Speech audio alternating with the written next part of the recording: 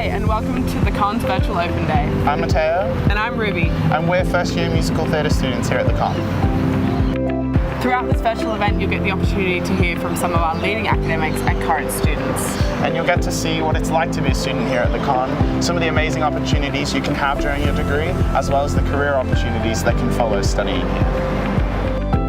If you have any questions during the stream, feel free to leave them down below. And they'll be answered by our Dean, Professor Reid. Now come with us as we start our open day adventures.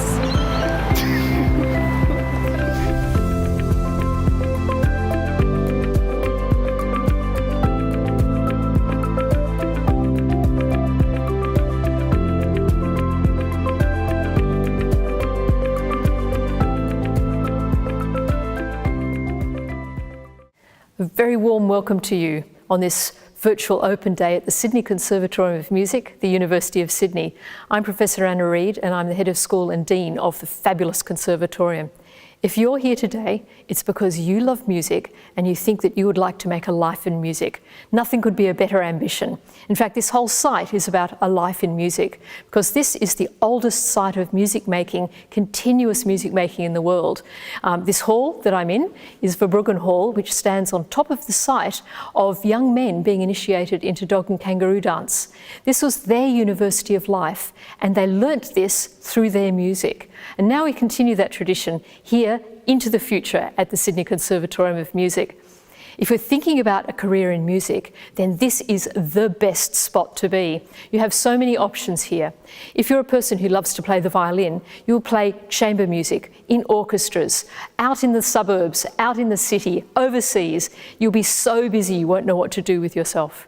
If you're a pianist, you might think that you're going to have a solo career, but you'll find out that you have a collaborative artist career where you play with singers and instrumentalists and in front of orchestras and with choirs. If you're a composer, this place gives you the opportunity to have your works heard. You'll learn not only how to compose traditional classical music, but electronic music, music for electronic dance motifs, to be able to write music for theatre, write music for film. If you're a contemporary artist and you really want to write your own songs and develop an EP, this is the spot for you. If you want to be into music theatre, this is also the spot for you. You can dance and sing and act your way into a fine career. Some of you will want to be music educationalists. This is the highest form of learning in music, being able to communicate your ideas to other people and have them understand and learn how to do it themselves. So this place is a place where your ideas are counted. Your ideas become your career. The devotion that you spend to this course becomes the thing that you will be into the future. Parents, I know you're watching too. Don't be scared, don't be worried. A career in music really works and it really makes people both feel good but think. We're able to work with scientists in agriculture, in the healthcare system, the education system, and indeed just anywhere and in any situation music is played. Your children will be well catered for. The things to do now are to prepare yourself for this extraordinary institution.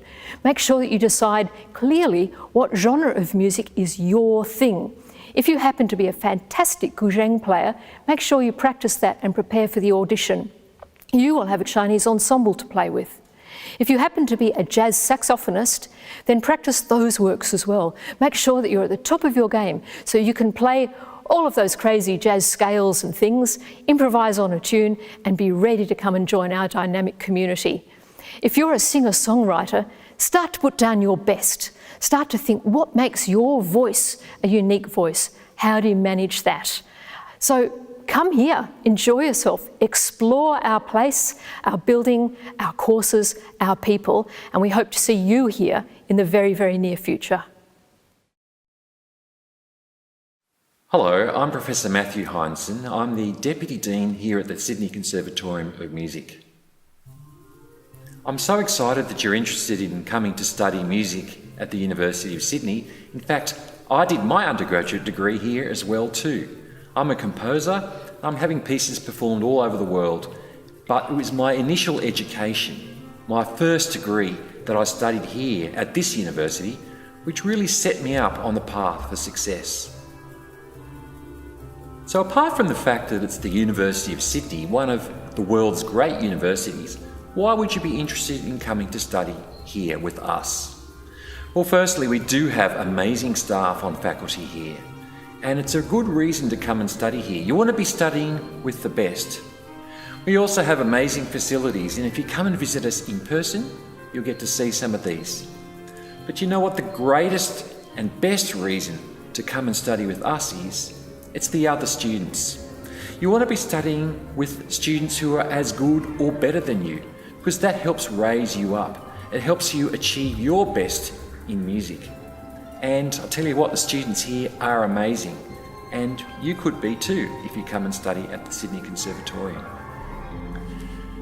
Whatever your musical interests are, and whatever your passion is for music, there's a degree program here at the Sydney Conservatorium that you can study.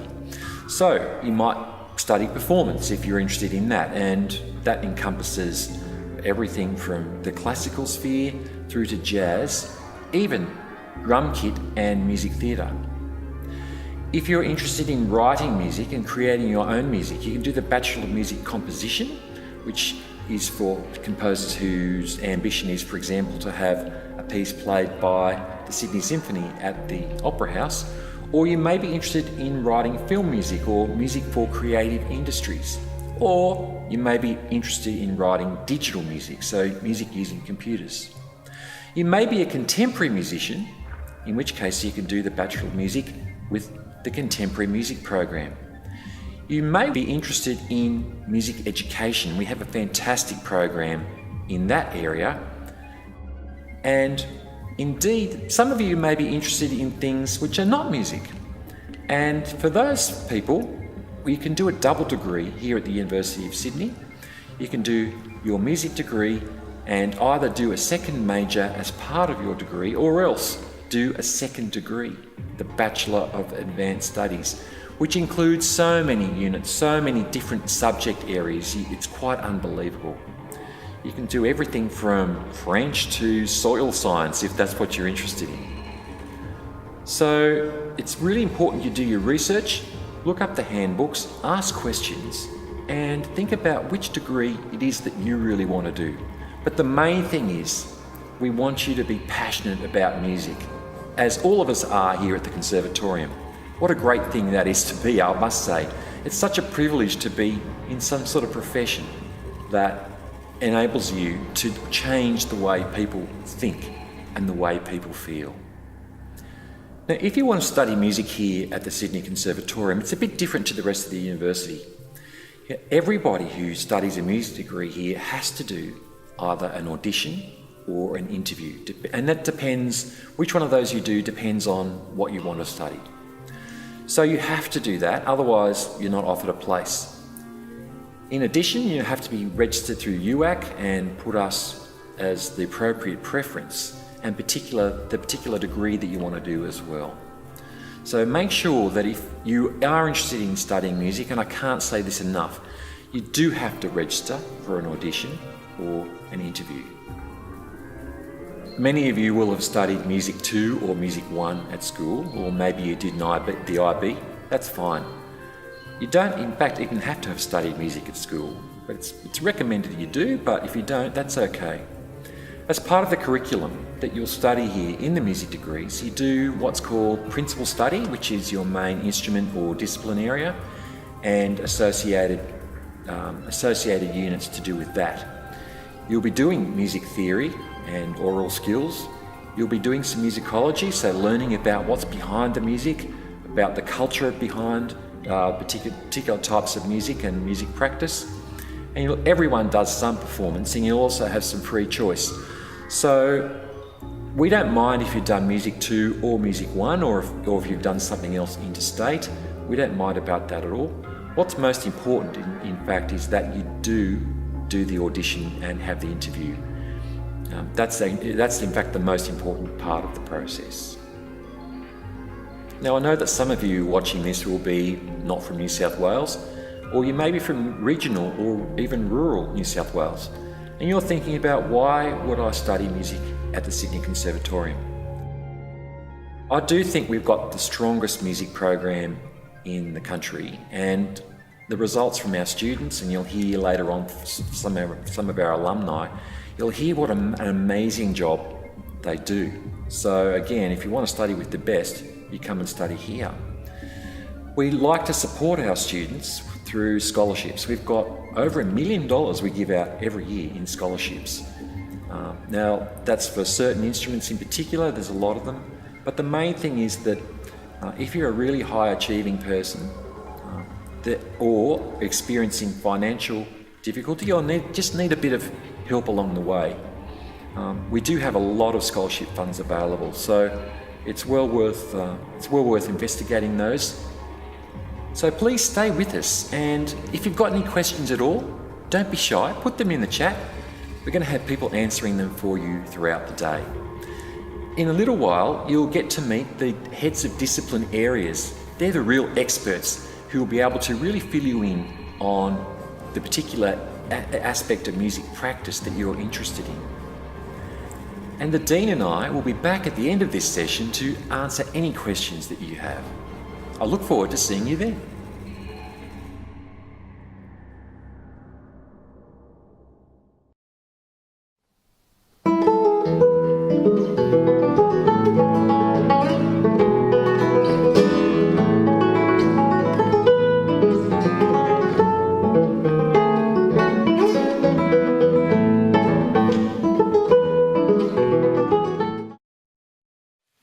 So now we're here with Vladimir Gorbach. Tell us what you do here at the Conservatorium. Hi Ruby, very good question. I am a classical guitar teacher, a lecturer at the Conservatorium, and I'm also a program leader for Bachelor of Music Performance classical music degrees. So I look after the students and I help my colleagues and the students in questions of curriculum and overall program for the performance degrees. So Vlad, could you tell us what the typical classical student would study? Once you're a student at the Conservatorium and you study performance, your main thing, it's called principal study.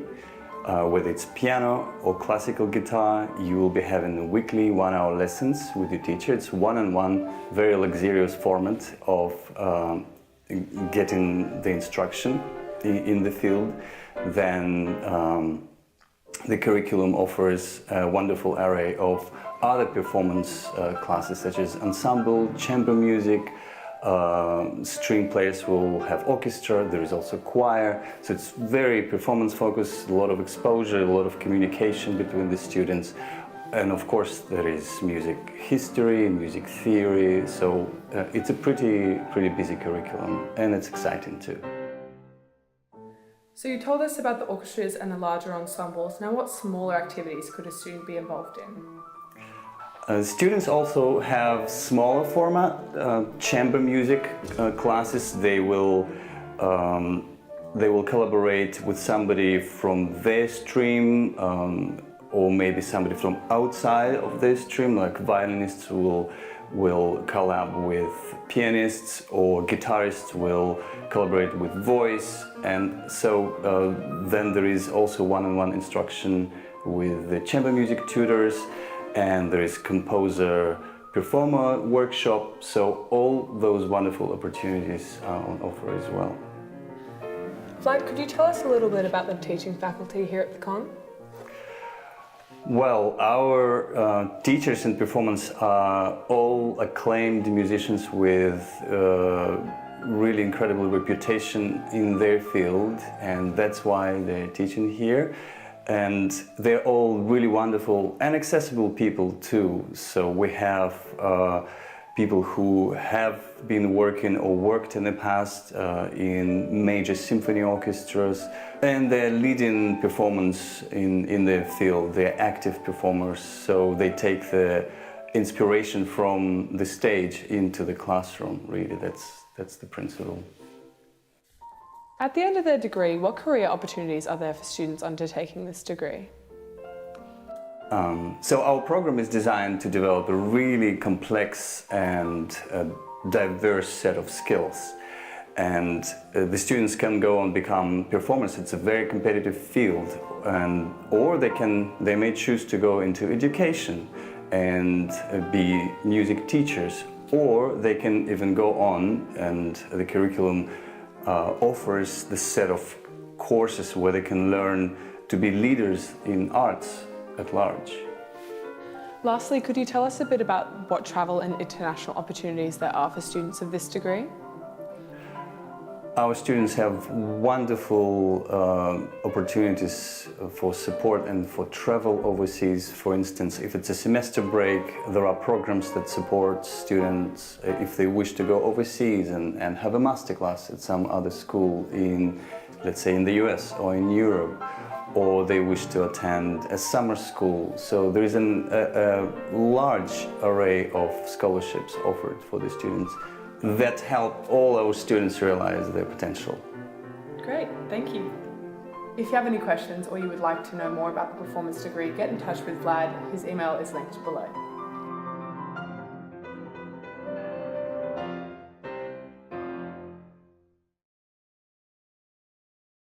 Hi, I'm Dr. Narelle Yeo. I'm the program leader of our new course in music theatre at the Sydney Conservatorium of Music.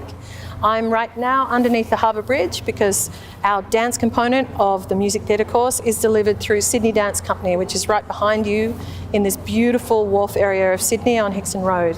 We're so excited about this partnership with Sydney Dance Company. It allows us to have the access to their beautiful facilities and also to step down to the harbour every day and see the beautiful views that you get in Sydney. Our students study dance through Sydney Dance Company down here at the wharf underneath the Harbour Bridge, and then they take their academics and acting and singing at the Sydney Conservatorium of Music on our beautiful campus on Macquarie Street. We are so excited about this program. We're so excited about our wonderful students studying music theatre. They are filled with life and energy, and they make our building a better place. We're so excited about what we can offer you at the Sydney Conservatorium of Music in music theatre. So how does a week in music theatre look at the Sydney Conservatorium? Well, you've got 3 hours of acting, you've got 4 hours of dance dedicated, you've got your one-on-one lesson, you've got your ensemble classes, you've got your academics where you learn about music as a whole and where the history of the musical came from. Also, we've got our units in fundamentals and learning how to be the best musician you can be, so that when you turn up to an audition, you are the strongest musician there. And also we've got productions, tours, inclusion projects. So with all of that going on, plus Sydney Dance Company and the work that we do down here with Sydney Dance Company, you are building yourself into a whole musician in an intensive mode, working really hard on all the aspects of being a music theatre performer, which are so incredible. The ability to do all of these things together, make up your instrument, how you embody your instrument, how you move with your instrument, how you think about your instrument, your head and your heart, how they all work towards making something really special for the audience. And we're really proud of the students that we have here already and the work that they're doing to make themselves cultural leaders in music theatre in Australia.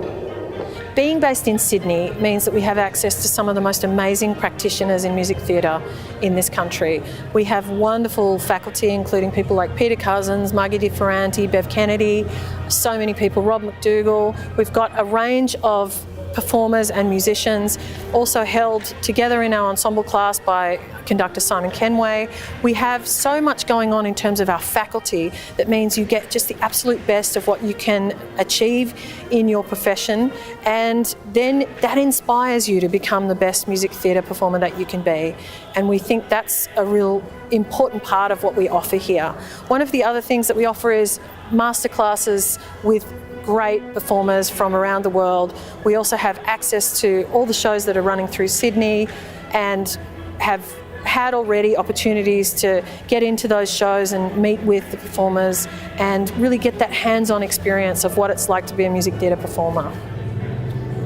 As one of the largest industries and employers in the arts in Australia, music theatre is going places. Music theatre is not just the performers on stage, it's also backstage, conductors, producers, composers, directors. It's all of those things. And one of the wonderful things about the Sydney Conservatorium of Music is that we identify what it is about you that will enhance not only your performance, but your ability to stay in this business and have longevity in this business. So what does that look like for you? What are you invested in? What are you passionate about, as well as your performing, so that you have a grand vision about what you can do in music theatre in this country in the future, and how you can change it and be a leader and an actor for change in this wonderful industry we call music theatre.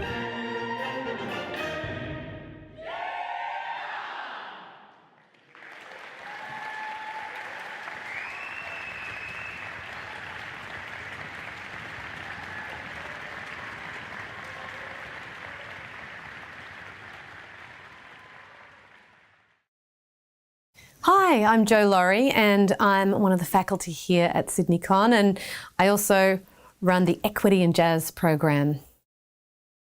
We have an absolutely tremendous teaching faculty here at Sydney Conservatorium.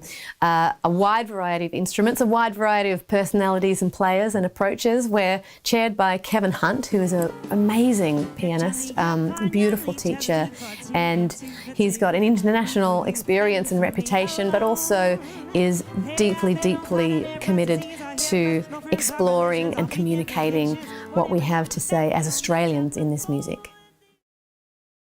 Trumpet players could have the chance to study with Phil Slater, who you might know from the Australian Art Orchestra. Tenor players, for example, and alto players could study with saxophonist David Thieck, who runs the Australian National Jazz Orchestra and also the Australian National Youth Jazz Orchestra. We've got Simon Barker on drums, among others. Simon is an incredible, multifaceted drummer who has deeply investigated not just jazz, but the instruments and music of Korean drumming. We've got Steve Barry on piano, who's just incredible, and so that's the permanent faculty, but then we also have a lot of amazing casual teachers who come in and out. At the moment we've got Will Vinson on tenor saxophone, Vina Sanzoni on vocals, Simon Sweeney, Craig Scott, Cam Undy. There's a wealth of musicians to learn from, and we also have visiting teachers who come from all over the world to come and teach here. So when you first arrive at the con, one of the main things we'll be looking to provide you with is a foundation in jazz education. So one thing we recognise is that people are coming in here with a variety of experiences. So you might have a lot of experience in jazz, but you also might be quite new to jazz, even though you've had a long musical training up to this point.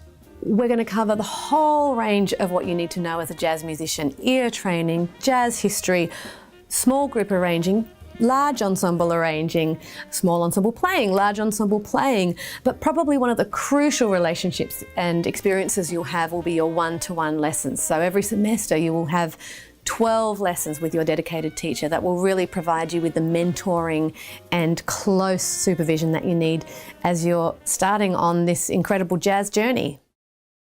So in those first couple of years of your degree, we're focusing a lot on the foundational training, but as you progress into third year and fourth year, and who knows, maybe even honours or masters, you'll start to explore more of who you are as an artist. And that could be something that no one's ever done here before. So you might be interested in music of something that relates to your cultural background, or you might be a songwriter. So all these things can potentially be incorporated into a framework of study that's tailor-made for you and who you are becoming as an artist. So obviously Sydney is an amazing place to be and live, and the con itself is in an incredible space, and we have a beautiful facility here. But a lot of jazz is going on in the other hemisphere, and we know that. We know that New York and Europe has a lot of what is happening in the jazz world, but we bring a lot of those artists here to work with us, and some of them quite regularly. We have ongoing relationships with people like composer, arranger Florian Ross from Germany.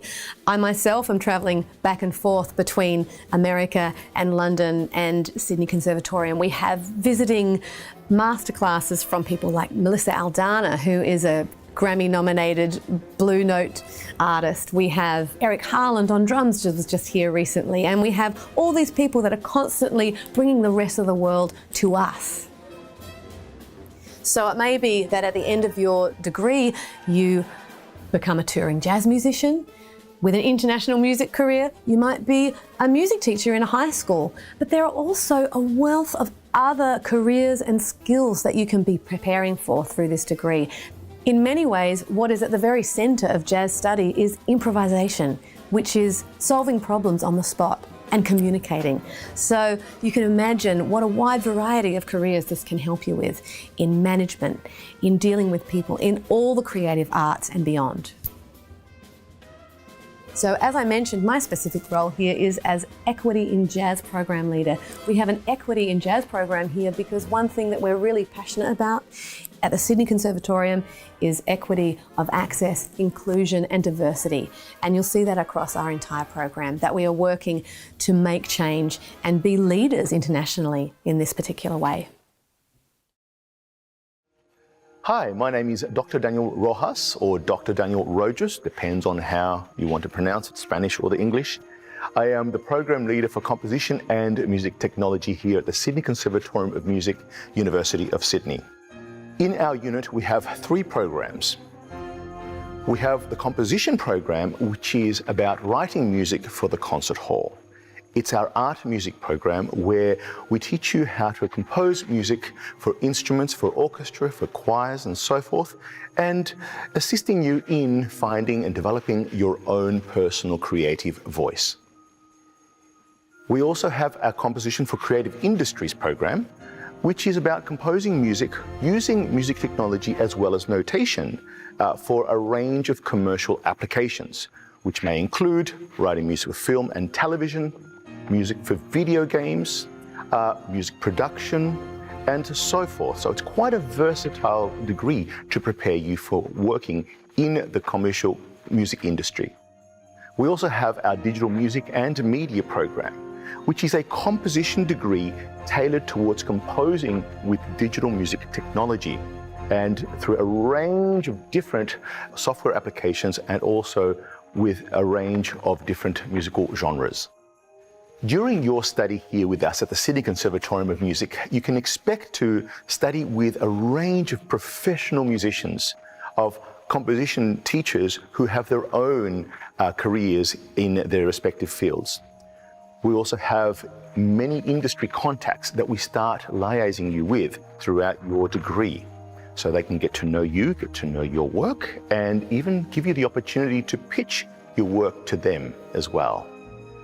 We're also increasing the amount of community engagement that our students have with our immediate community as well as with our regional and even beyond national and international partners as well. We give our students the opportunity to compose for various ensembles, whether here at the Conservatorium, whether professional ensembles, and also student and amateur ensembles around the community as well. When you come and study with us, you can expect to be immersed in a daily music-making environment which the Conservatorium provides through its many, many performers, many music ensembles, orchestras and so forth. It's an immersive experience to be studying with us because really there is music everywhere when you study here at the Conservatorium of Music. You also make friends across a different range of disciplines. Sometimes they're performers, music educators, musicologists, early music specialists, contemporary musicians, film musicians, classical composers, and so forth. The list is a very, very vast one. When you study with us, you can also expect to be learning from some of the best composers and the best musicians that we have in this country. They have their own remarkable careers and they have contributed extensively through many, many years of an effective musical career. There is the opportunity to liaise with our partners within the community, here in Sydney and beyond, so that potentially you'll be writing for professional ensembles, for amateur and student ensembles and musicians. Also to perhaps be working side by side with team members that are contributing to such programs as the Vivid Festival and many other opportunities that there are within the Sydney community and more regionally and also nationally. We have programs where we help you devise a portfolio so that you can be career ready upon graduation. Now this includes having a range of abilities throughout a range of applications so that these can be applied to whatever sector of music that you decide to go into in the future. So we have graduates who are now scoring films, writing music for television shows, writing music for video games, also arranging and orchestrating for various ensembles, various conductors, productions, and so forth. So here we give you the opportunities to be able to prepare with a career-minded perspective so that once you graduate, you are ready to start pitching for those kind of jobs that you really want to have. Our graduates have had successful careers as academics, as composers for the screen, as composers for music for video games, as music administrators and pedagogues. And just as importantly, our undergraduate degrees prepare you with a mindset to succeed in a career as a musician. I look forward to seeing you next year here at the Sydney Conservatorium in our classrooms.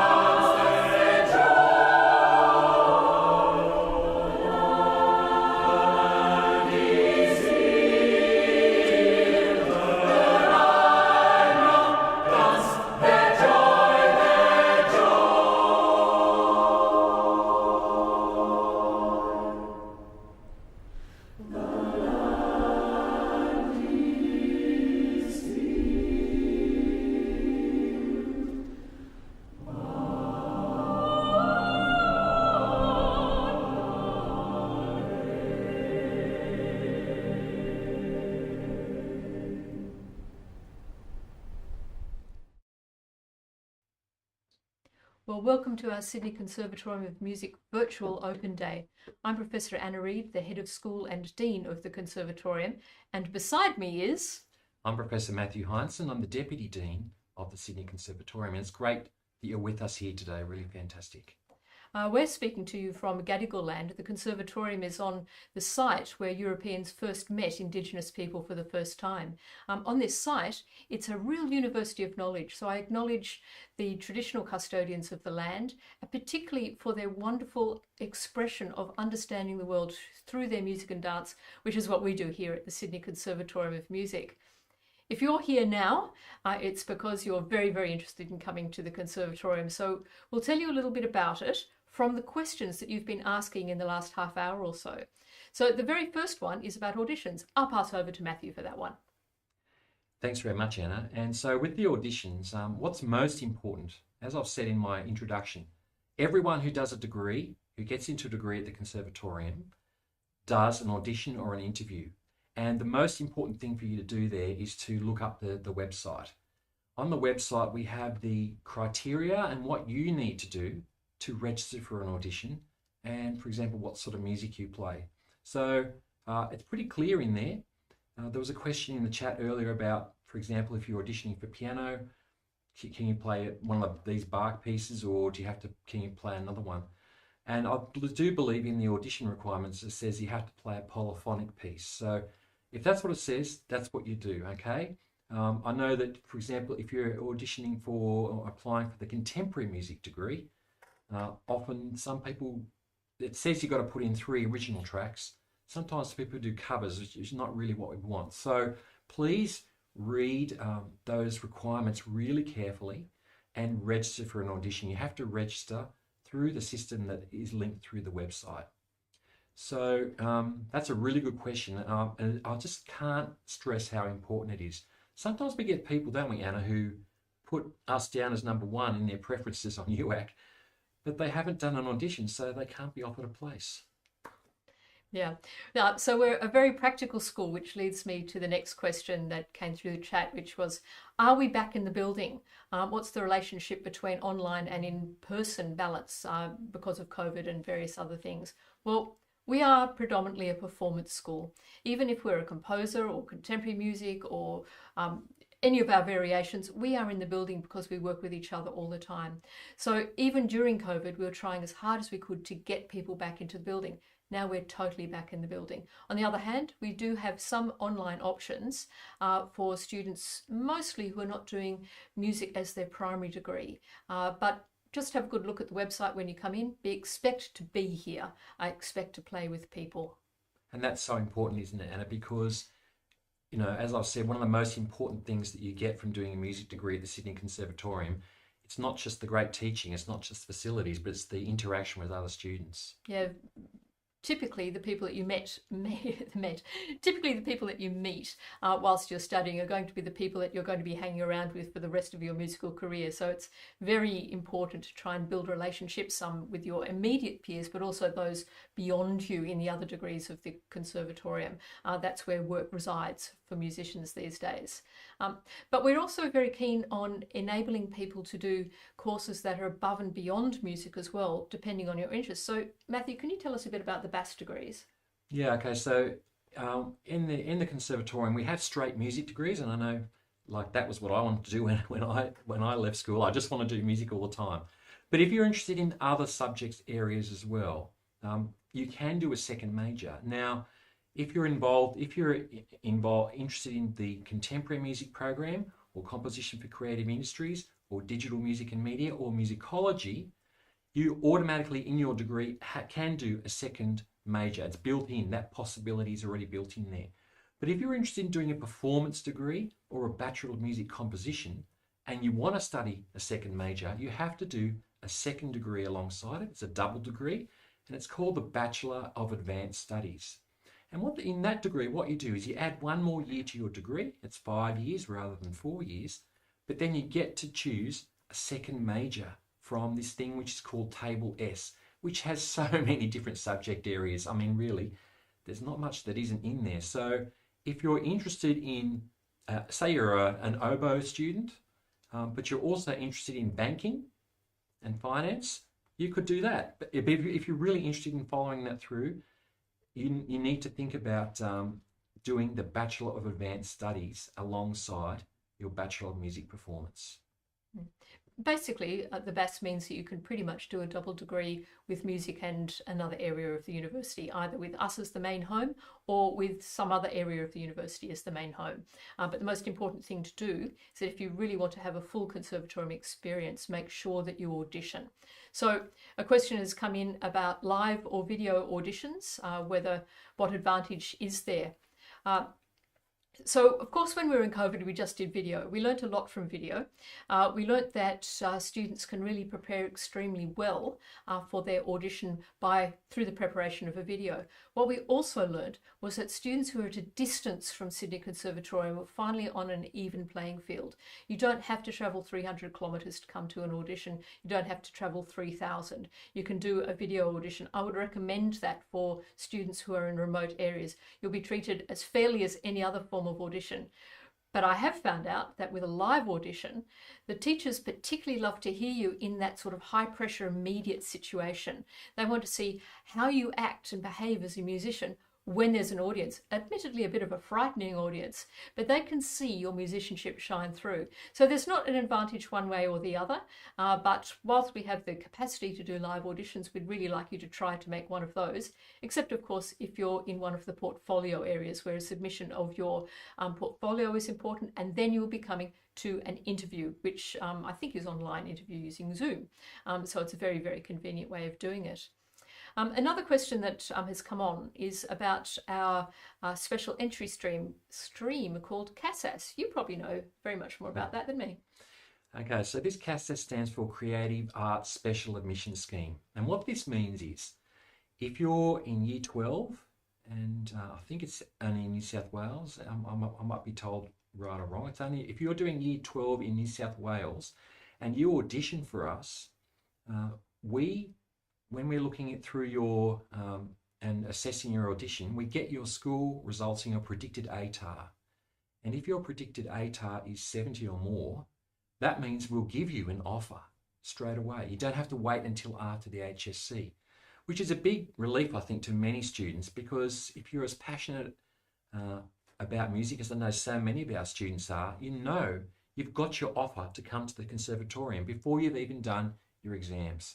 So that's an advantage that we have, and I know a lot of students have really found that useful. It just takes the pressure off to know if you pass your audition or you're successful in your portfolio and interview and you're in Year 12 in New South Wales this year, you will be offered a place at the Sydney Conservatorium of Music. It's really quite wonderful. Now, our final question that's come through for the moment is, what about music theory? I'm pretty scared about that. What standard is it? What has happened if I haven't managed to learn as much as I need to? Now, the thing is, we are a music school, which means that if you've got very, very advanced understanding of harmonic theory, we will test you out of some of our subjects and put you into more complex ones. If you can't read music and you have no idea what's going on, we have the course for you as well, and everything in between. So we pretty much find out on your first day what courses you should be able to do well. And if you've not got a big background in music theory, we'll put you into the fundamentals of theory class. And if you do have an incredible knowledge of it, then we'll put you into an advanced class. So don't worry too much about that. We'll sort it when you get here. And I must say, Anna, that people think that they don't have a strong music theory background, but actually everyone that comes here knows a lot about music. Yeah. Otherwise, they wouldn't be even thinking about doing a music degree. So I think that's, I think it works really, really well. And it is very important when you're doing a music degree that you're not just, for example, playing your piano for 10 hours a day and that's all you do. We aim to make a well-rounded musician out of this, because you never know where you're going to end up. You never know when you're going to experience or hear some music or learn about something in one of your musicology classes, which makes you think, that's amazing. I want to know more about that. And I've seen it happen so many times. So now we'll get back to the rest of our presentation, where you can hear from Jennifer Rowley and James Humberston. Hello, my name is Dr. Jennifer Rowley and I'm Program Leader for Music Education here. As an Associate Professor, I also have the privilege of working with a range of different staff here, not just my fabulous music education staff. I'm James Humberstone. I'm a senior lecturer in music education and I teach mostly into the music education degree in specialist subjects like composition in music education, technology in music education and music education methods. The first thing I like to say about the degree when we're introducing ourselves is that it's quite often referred to as the Bachelor of Music Education, and that's not actually correct. So if you're thinking about doing our degree, know that you will be doing a full 4-year Bachelor of Music and then inside parentheses, music education. So you will get full training in whatever major you choose to do in the degree, which could be a traditional classical performance degree, it could be a jazz major, a contemporary major, a musicology major. You'll get all the full training, including the one-to-one lessons of doing those majors, and then you'll also at the same time be trained as an accredited music teacher. And I think it's really important to make that point up front, isn't it, Jennifer? Because a lot of people sort of think that they're just learning music education. It's almost like 2 degrees in one. That's right, we're not a Bachelor of Education, we are unique. We're a Bachelor of Music, but we're accredited by NESA, our New South Wales Education Standards Authority, as an ITE, which is an initial teacher education program. So at the completion of your degree, you have the opportunity to apply for accreditation with NESA to be a classroom music teacher inside a New South Wales school. That's right. And of course, we know we're talking to you because you're passionate about music and you're passionate about teaching and learning. But if there are any parents there also thinking about careers, that does also come with a starting salary of, we think, just over $74,000, probably over 80 by the time you graduate. So it's just a very small point aside, but this is a professional degree with a guaranteed, more or less, job and income at the end of it.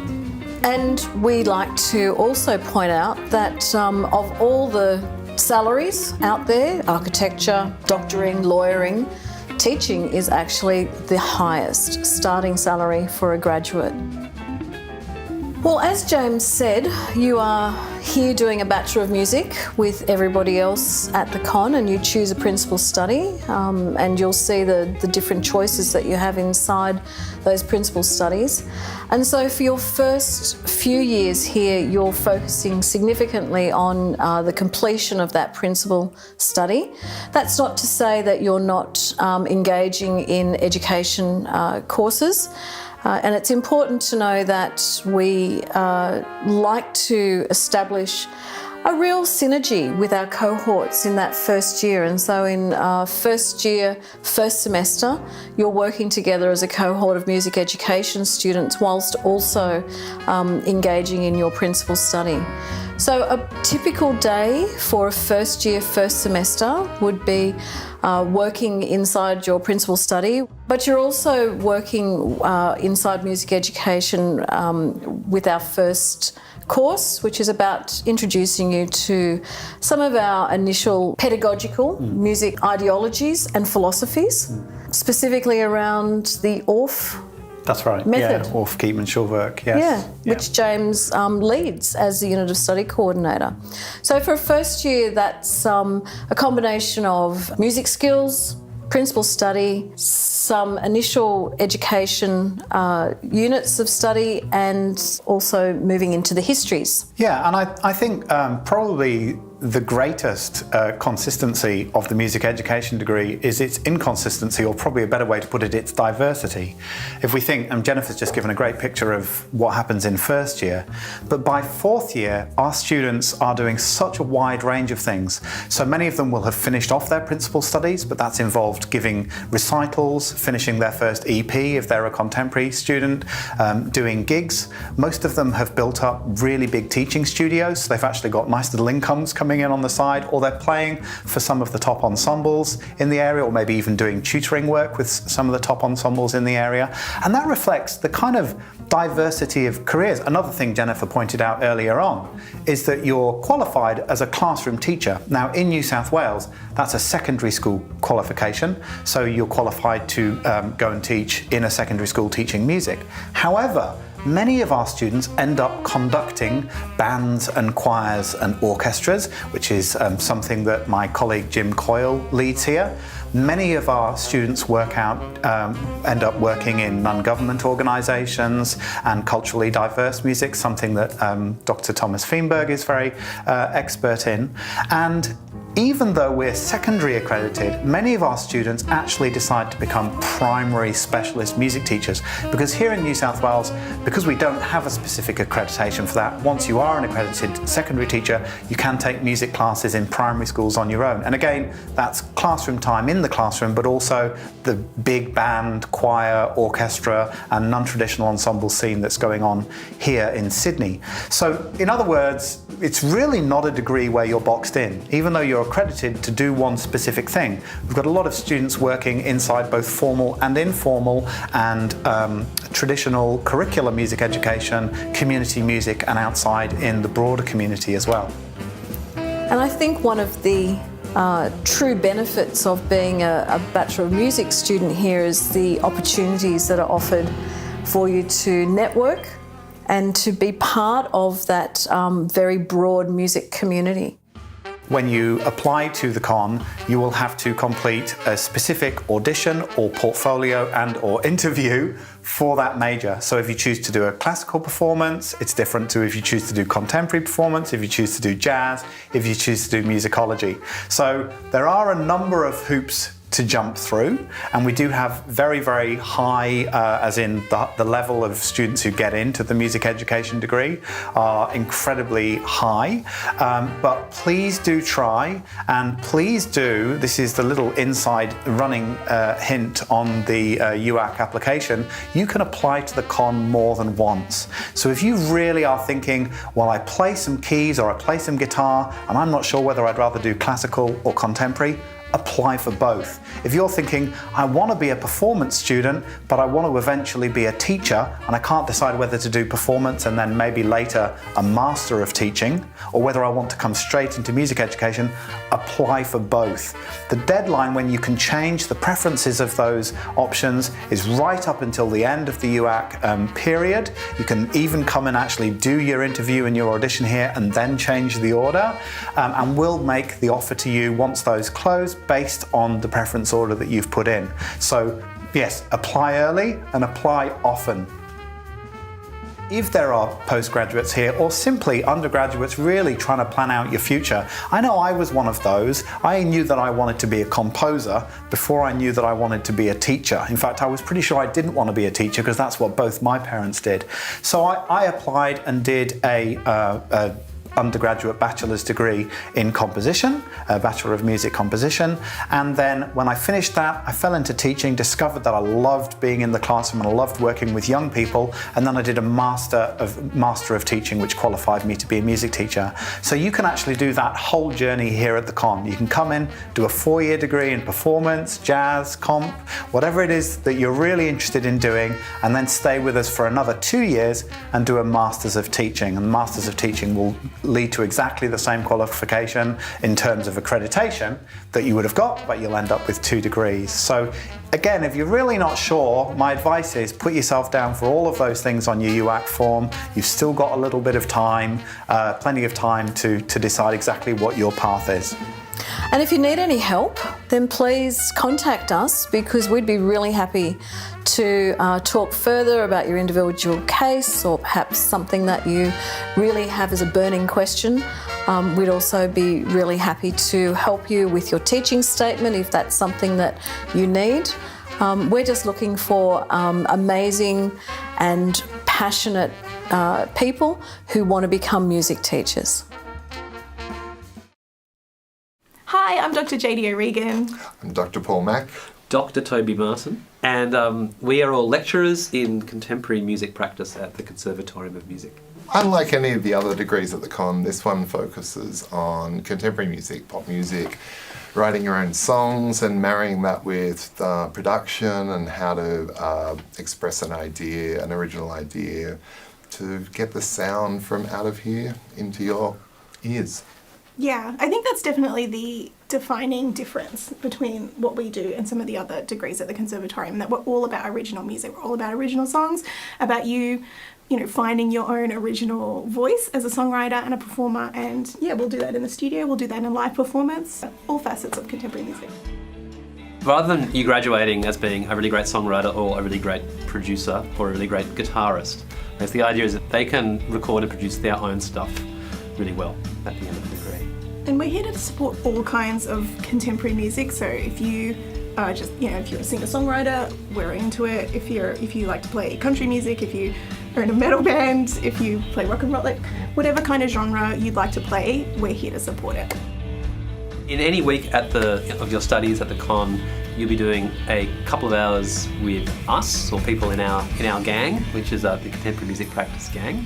And that will be mostly kind of hands-on, practical tutorials where you are thrown together making music. So you might be writing songs based around a kind of a theme or a prompt, or you might be in a sort of band and you bring a song along to the rest of the band and you then arrange it as a band and then do a performance at the end of the semester. Yeah, and that first semester of first year is sort of, you collect a bunch of, I guess, tools for your songwriting toolkit. So we'll get you to experiment starting songs in different ways that might kind of challenge your usual methods. In second semester, it's all about live performance and playing your songs live, teaching your music to another group of musicians and getting it up off the ground, so you learn how to like lead an ensemble, and then also getting skills as a session musician, so like how to play along with other people's music too, which is also pretty important. Also in first year, there's one course, the Studio of Songwriters, where we look at how to use all the different tools within a DAW to just explore the mood and the sound of the song that you work. Because everyone comes to the con with their own sort of different levels of skills, and then we just try and get from the basics up so that you're ready for the rest of your degree to sort of be able to explore those ideas through sound. So using the skills you've been developing in the first couple of years of the degree, then sort of apply those to making your own EPs or your own live show, or your own album. That's something you can sort of put out into the world that's informed by the skills you've been developing here. Yeah, we try to aim to make those kinds of assignments ones that are actually useful for you. So it's not just we need to do this for uni, it's something that can be useful in your career outside. So we've had a lot of students who've released the EPs and the albums and the songs that they've made during the degree, like out into the real world. That's right. Some students ask us, they're like, is it okay if I release this thing that I'm submitting for myself? I say, yes, that's what we want. The aim. We wanted to, and so often, I guess for our final year students, some of their stuff's just been played on FBI and stuff like that. So, and Triple J too, we've had quite a number of students who've had some success in rotation. We ask students to submit 2 original songs, and I suppose what we're looking for when we're listening to those songs is not necessarily like, the highest quality. It could be an iPhone recording, but I suppose it's just like an interesting melody, an interesting turn of phrase, just an interesting angle on what songwriting is. So it doesn't necessarily have to be like fully professional. It's more just like, wow, this person's got some great ideas that we could help build on. Yeah, you don't have to be a virtuoso musician, and you don't have to be a incredibly slick producer. That's what we're looking for. Is interest and ability to write your own music. Yeah, and along with that, we'll ask you to submit a little document that will be credits. So tell us, who wrote the song, did you write it with other people, who did you play with, who's on the recording, and just a little tiny paragraph about, the making of your 2 tracks, and that just gives us a bit of an idea of like what your contribution is, and allows us to get a bit of a sense of your skills and abilities. And then after we have a listen to those tracks and we have a read of your document, then we'll get you in. It's really just a conversation for us to get to know you, you get to know us, make sure that you're in the right place. And it's not very scary at all. And then you've got the opportunity to ask us some questions too, because there might be some things that you want to know about, what the degree does and where it can get you. I think there's a myth that musicians don't get work, and that musicians are all poor and sort of struggling. And I think that is a myth from people, I guess, I know who have done maybe similar kind of music degrees, and they've kind of come out the other side, and they find themselves, I think, often with lots of different sorts of work. But I suppose that's one thing to think about, is that when you graduate from a degree like this, it's not necessarily like you're going to walk into one full-time job that's going to sort of be like that for a while, but you might do a bunch of different things. Like, they might be performing and writing your own music, or producing for other people, or writing for film and television. Yeah, producing other artists. Yeah. Some of our alumni students have gone into industry positions, so they're like with labels, and some are still teaching on the side as well. Teaching music, music in the community, I guess, that kind of thing as well. That's one of the really nice things about life as a musician. Like, even if you do kind of get some success and popularity with your own music, you often are doing other things at the same time, and I think it's a nice life. I think the idea is to have the broadest skill set possible, and be able to collaborate, be able to diversify your skills. If somebody asks you if you can, do some music for this thing, you can, even if you don't fully know, you've got enough skills to be confident to go, yeah, I could try that. Yes. So, and also, I think the most important thing is your cohort, like the people that you're going to do this degree with, you're probably going to bump into for the rest of your life in the industry. Yeah. So it's just meeting some amazing people that, on top of your skills, who knows what will happen with them and you in the future. Yeah, I mean, we often say, like, our cohort, you are the industry. Like, you're going to help shape it once you all graduate. So, I mean, one of the plus sides of coming to an institution like the Con is all of those connections that you're going to make that are going to get you work. You may not know exactly what it is right now, but, absolutely, you will have those networks for life.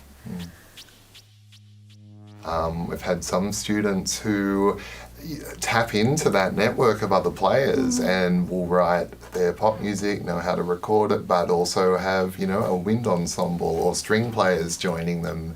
And in fourth year, you can do a project where you're working with different streams of instrumentalists and singers, and sort of creating a big group project with lots of people with different skill sets. So you're sort of part of that big Con tradition, but from a sort of popular music angle, and still going to main campus. So if you want to do other subjects, you're still part of the sort of bigger Sydney University picture. But it's pretty nice coming to this old building every day. We try to make the best of both worlds, I think, both like the strengths of being in this beautiful building, and then also everything that main campus has to offer too. With the contemporary music degree, students will have an option to take a number of electives. Actually, a third of your degree could essentially be electives outside of music. I mean, you can take them in music, and many students do, but you can also choose to follow your interests outside of music. So a number of our students might study music and then also do a minor or another major in, business or economics or philosophy or film studies or art.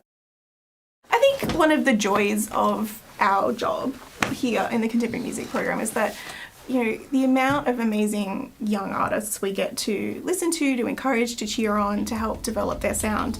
Like, it's a really humbling experience, and so we hope that our students have a really great time. But just know that, for us, it's a real privilege to be able to listen to your original music. It's really amazing seeing a student come in as a first year and hear their ideas, and then see what that turns into when they finish fourth year, and it's like, oh my God, listen to this. And that sort of development and journey across 4 years can be pretty amazing, and I'm really stoked to be part of that. Yeah, me too. It's one of the highlights. It's also just incredibly lovely to see something happen in a class, like in a tutorial, like a little task that gets set and then gets worked on, then sort of gets turned into a song, and then gets produced, and then ends up, becoming an assessment, and then getting released as well into the world. And to see that whole, from that little germ of an idea in a class all the way through, is like also a very lovely part of the job. Yeah. Yeah, absolutely. Yeah. So just know that if you're having fun, we're also having fun too. Hi everyone, my name is Matt Landy and I'm a singer-songwriter and saxophonist. I studied the contemporary music degree at the Con and I loved it. Before coming to the Con, I had a big background in jazz and classical music. But I had this great love for popular music. I really wanted to sing my own songs, I wanted to produce my own songs, and I wanted to play sax solos in them.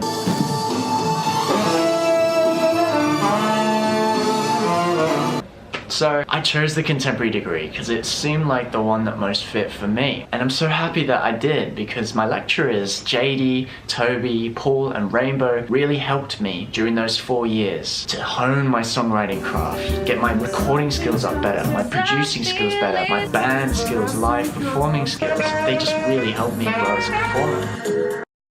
In those 4 years, I was making a lot of songs and then I was just releasing them continuously, and I'd started to build up a little bit of an audience online on TikTok and YouTube, and that led to my biggest song, Oh Man What Of You, which was a big hit with the LGBTQ community on TikTok, and I had tons of people just dancing and singing along to the song. One of the highlights was just making a music video from all of that.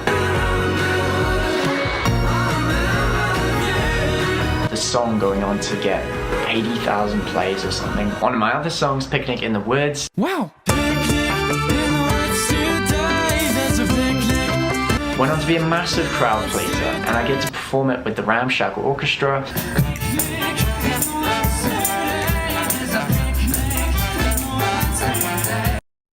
The final year at the con was my favourite year ever. It was the honours year and I got to work with Paul Mac, who's like somebody I really look up to. And he helped me craft my debut album, 12-track album about queer love and life. And I feel like after 4 years, this album is truly me. It's my voice, it's my style. I've got a singer-songwriter in there. I've got some indie pop, I've got a little bit of jazz. And the lyrics in the new songs are cool to me because they're all a spin-off of popular fairy tales or fantasy stories, but with a modern queer outlook.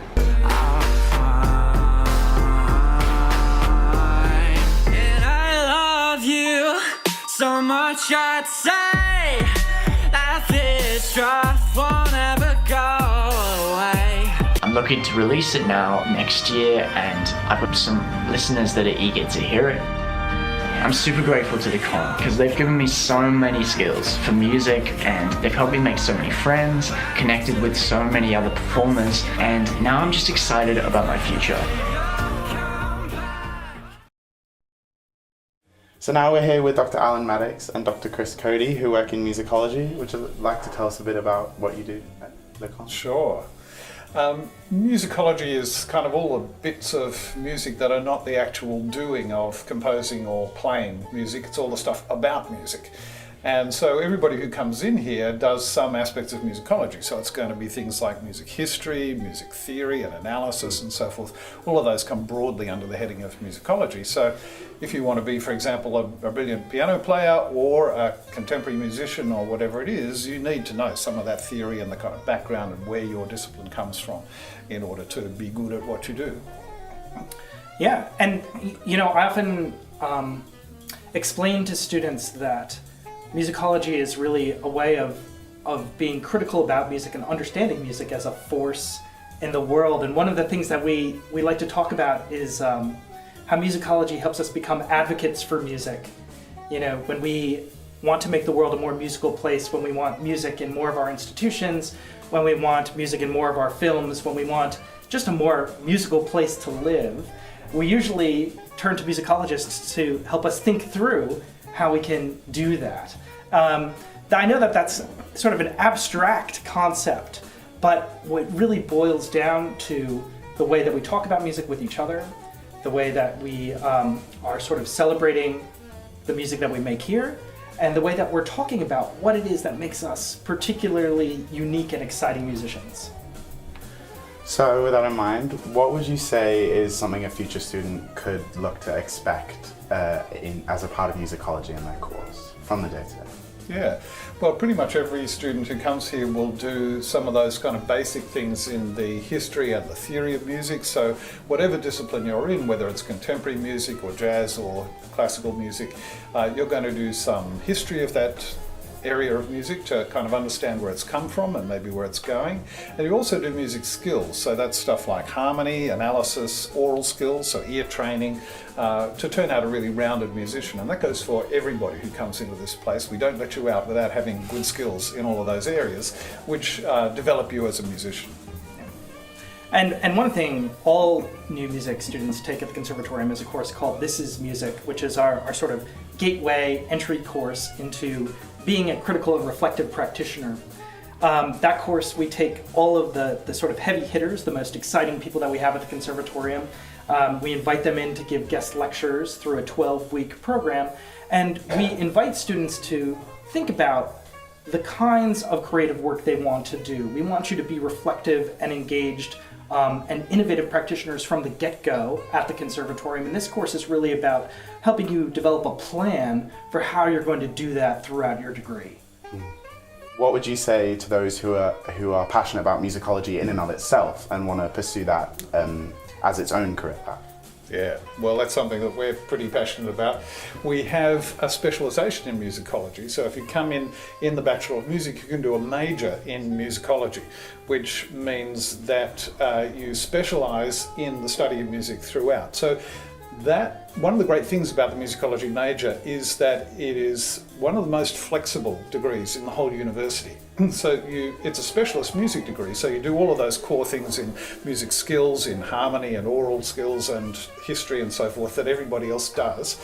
But after that, you have a lot of scope for free choice electives, and so you can either just tailor your own program essentially to the kinds of things that you want to do for your own kind of specialisation, or you can take a minor in one of the other areas. So for example, in ethnomusicology, the study of music in cultures across the world. You could take a minor in digital music and media, or in performance and ensembles, and that can become part of that degree. Or you can even fit in, if you plan it carefully, a second major, which could be not even from the conservatorium, that can be from the arts faculty or from science or from somewhere else. So it's a tremendously flexible degree which allows you to come out as the kind of music scholar that you want to be. Yeah, and I have very little to add to what Alan just said, but perhaps I would highlight the fact that across all of those areas of musicological work, music history, music theory, ethnomusicology, what students are really doing is tackling the musical challenges of the present. So even when we're studying theory, even when we're studying the past, we're doing it with an idea of how we can sort of meet the musical challenges that we're facing in this moment, how we can breathe new life into old music, how we can hear old music in new ways, how we can make music in ways that has never been attempted before, and that is speaking to audiences who have never been particularly brought into the conservatorium environment or into the performance spaces we have all around Sydney. So musicology is very relevant in that way. Yeah, and I guess that really highlights the fact that musicology is actually a lot broader than a lot of people think. Yeah. So many students coming in to musicology, even into the musicology major, have kind of assumed that it's all about classical music history, classical theory, and so on. But actually, one of the things we do in the first year of the musicology major is to kind of explode that expectation. That in fact it covers all sorts of areas, so ethnomusicology, but also the history of jazz, of pop, of rock. And so jazz, Chris, for example, is a jazz scholar. I'm a Baroque music specialist, but we have people who specialise in Chinese music, in indigenous music, in the philosophy of music, in music psychology. So you can take any of those kinds of areas. All of that fits within our conception of the breadth of what musicology can be. And so it's quite exciting in the first year of the musicology program actually to see how that kind of breadth of what you can do and what musicology can be really kind of opens out for people. Yeah, I definitely felt the same doing This Is Music, because I also sort of assumed that it would all be centered around the classical sort of realm and the romantic and that period of music. And obviously there were aspects of that, but yeah, totally. When you would talk through, African American music traditions and things like that, like I thought that was so interesting, and it opened my brain and sort of my vocabulary around what I study. I totally resonate with that. Right. I might just add, while the camera's still on, that musicology is really hot right now. Look around the world; all of the most radical thought that is happening in music is coming out of musicology departments around the world. There's a genuine rethinking of why music is important to us as a society that is happening on a global scale. And so if you want to be on the cusp of something that is really cutting edge, radical, edgy, musicology is actually the place you want to be. So thank you guys so much for your time. I hope you enjoyed hearing a bit about the musicology department here at the Con.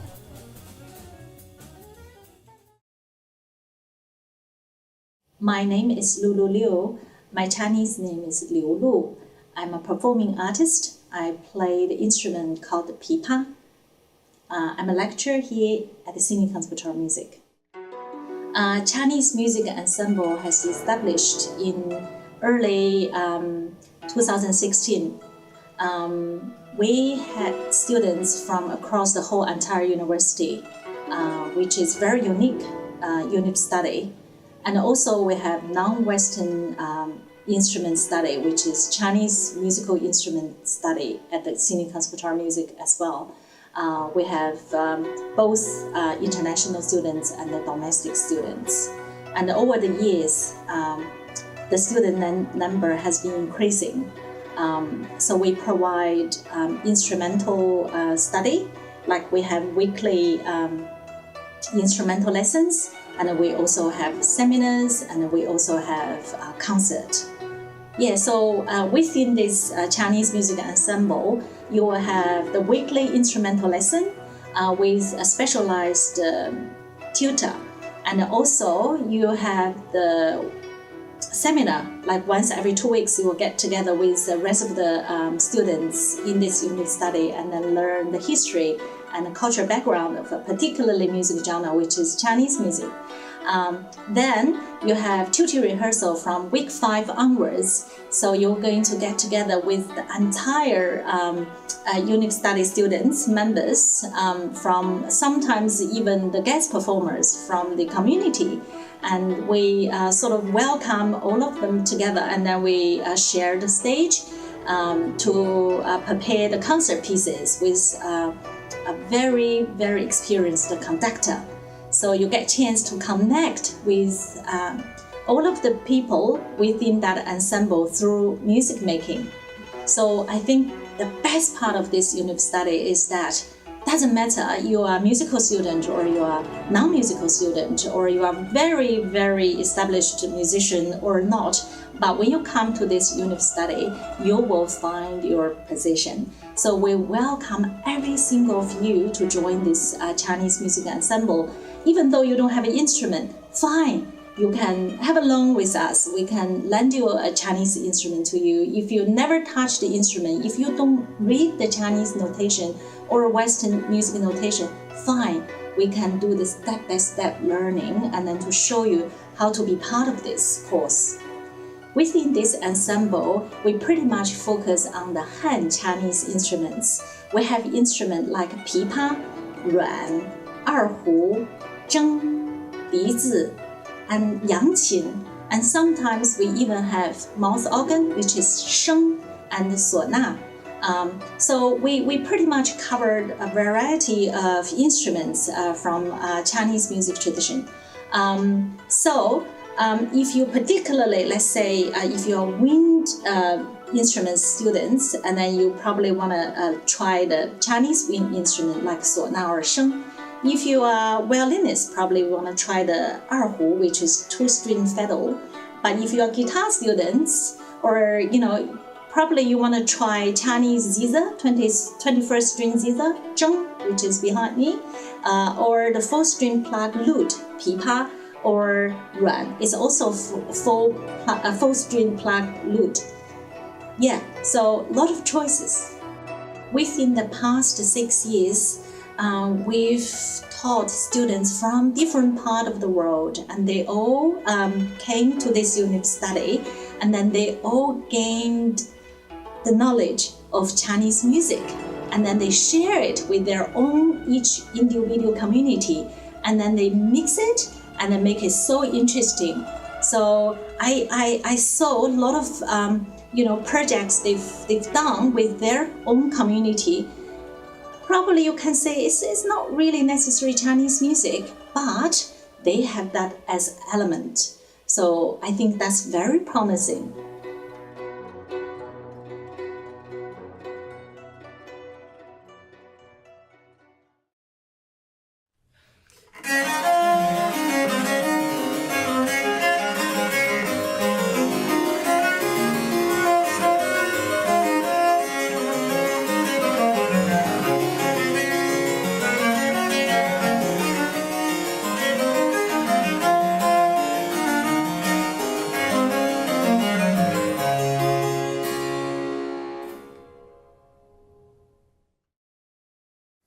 I'm Neil Perez da Costa. I'm Professor of Historical Performance here at the Sydney Conservatorium, and I'm also the Associate Dean of Research. And my name is Dr. Danny Yeadon.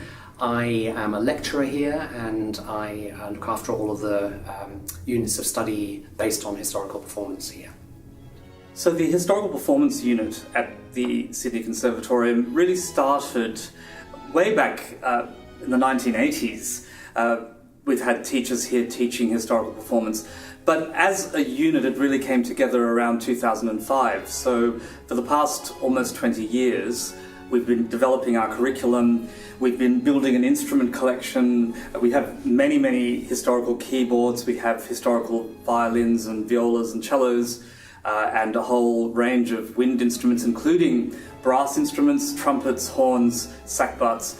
So students who come here have access to really world-class collection of instruments, world-class teachers.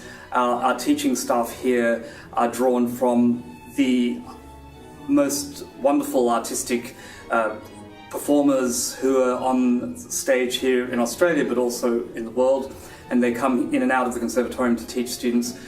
And so the conservatorium really offers something that's quite unique in Australia in terms of historical performance.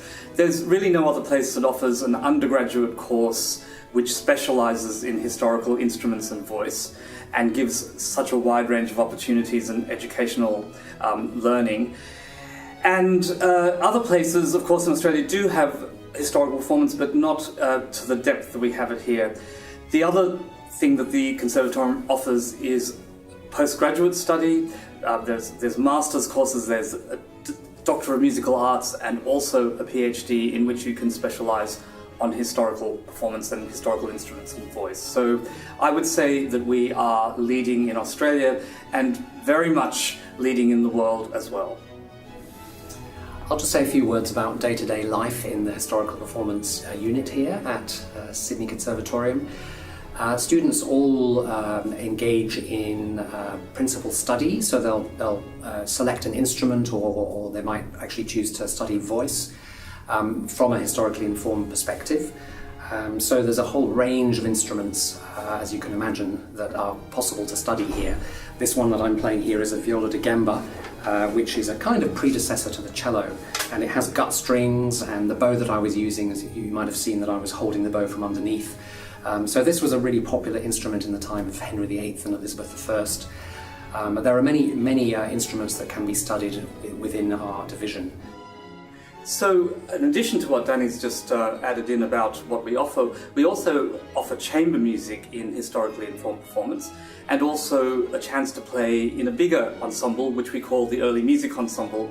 And typically in both of those units of study, students might be specialising in a period style instrument, or they actually might be someone who's playing a modern instrument, let's just say a modern violin, and they want to have an experience of playing a different type of violin, say a Baroque violin, something that was built in the 18th century and as Danny has said, has gut strings, and you learn different techniques by doing that. So students will come in and out of something like Early Music Ensemble a couple of times during the course of their 4-year studies here at the Conservatorium, and it's a very rich experience and very expanding.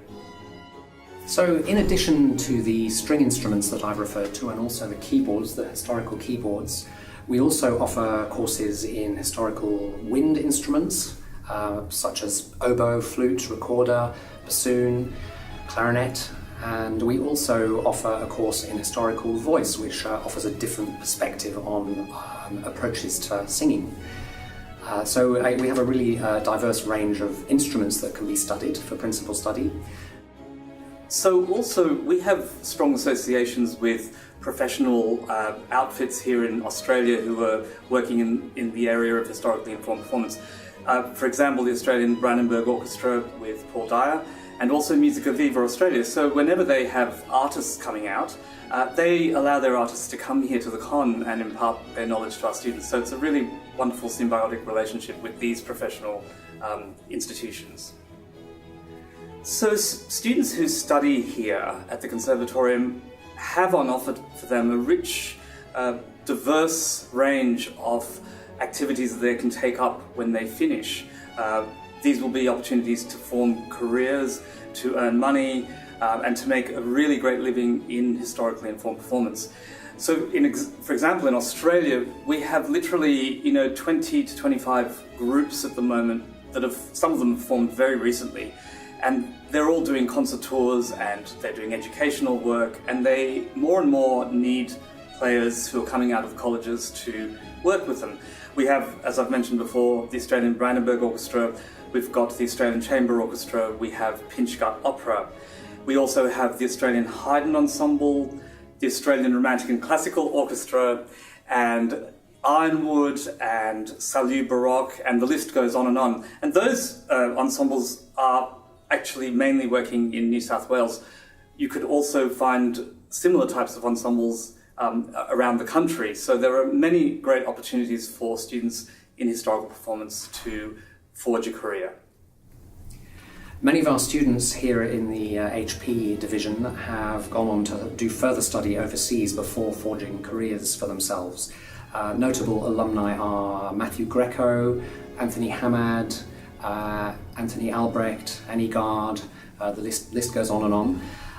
Many of them went to institutions in Europe, such as the Royal Conservatorium of The Hague, and some of them have been to London, to the Royal College, to the Royal Academy, and some of them have also been to New York, to the Juilliard School that has a dedicated master's program for HP students.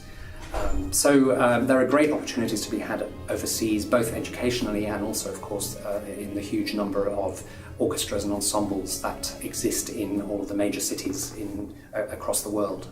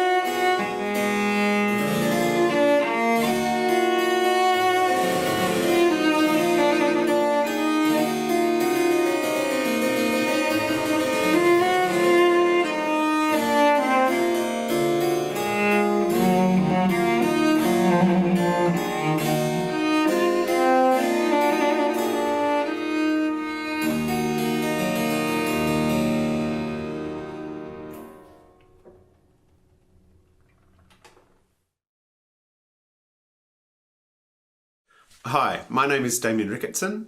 I'm a composer and, together with Andrew, the co-coordinator of Music Specialist Creative Projects. Hi, my name's Andrew Barnes and I teach bassoon, chamber music, orchestral studies and also the music projects. So the fourth year music specialist projects are designed to provide a link between what you're doing at the conservatorium and the real industry work that you'll do when you get out into the field. They were devised a number of years ago by Damien and I as part of Sydney University's drive to make graduates ready for their chosen professions.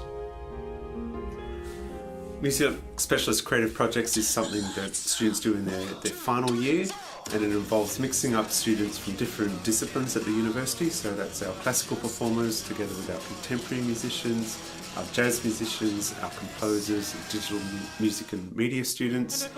They form their own mixed cohorts, they're small groups, and throughout the year they have to work on delivering a project of their own devising.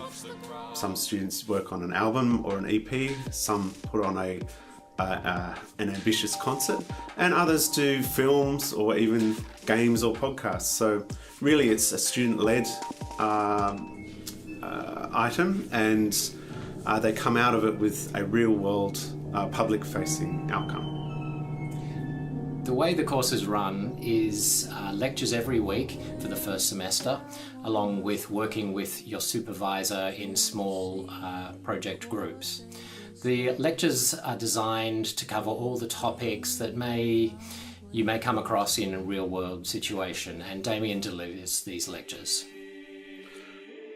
The lectures are designed to support the development of their projects and to help nurse students into the kinds of things that they might deal with when they graduate. So we have a range of very sort of project-based, practical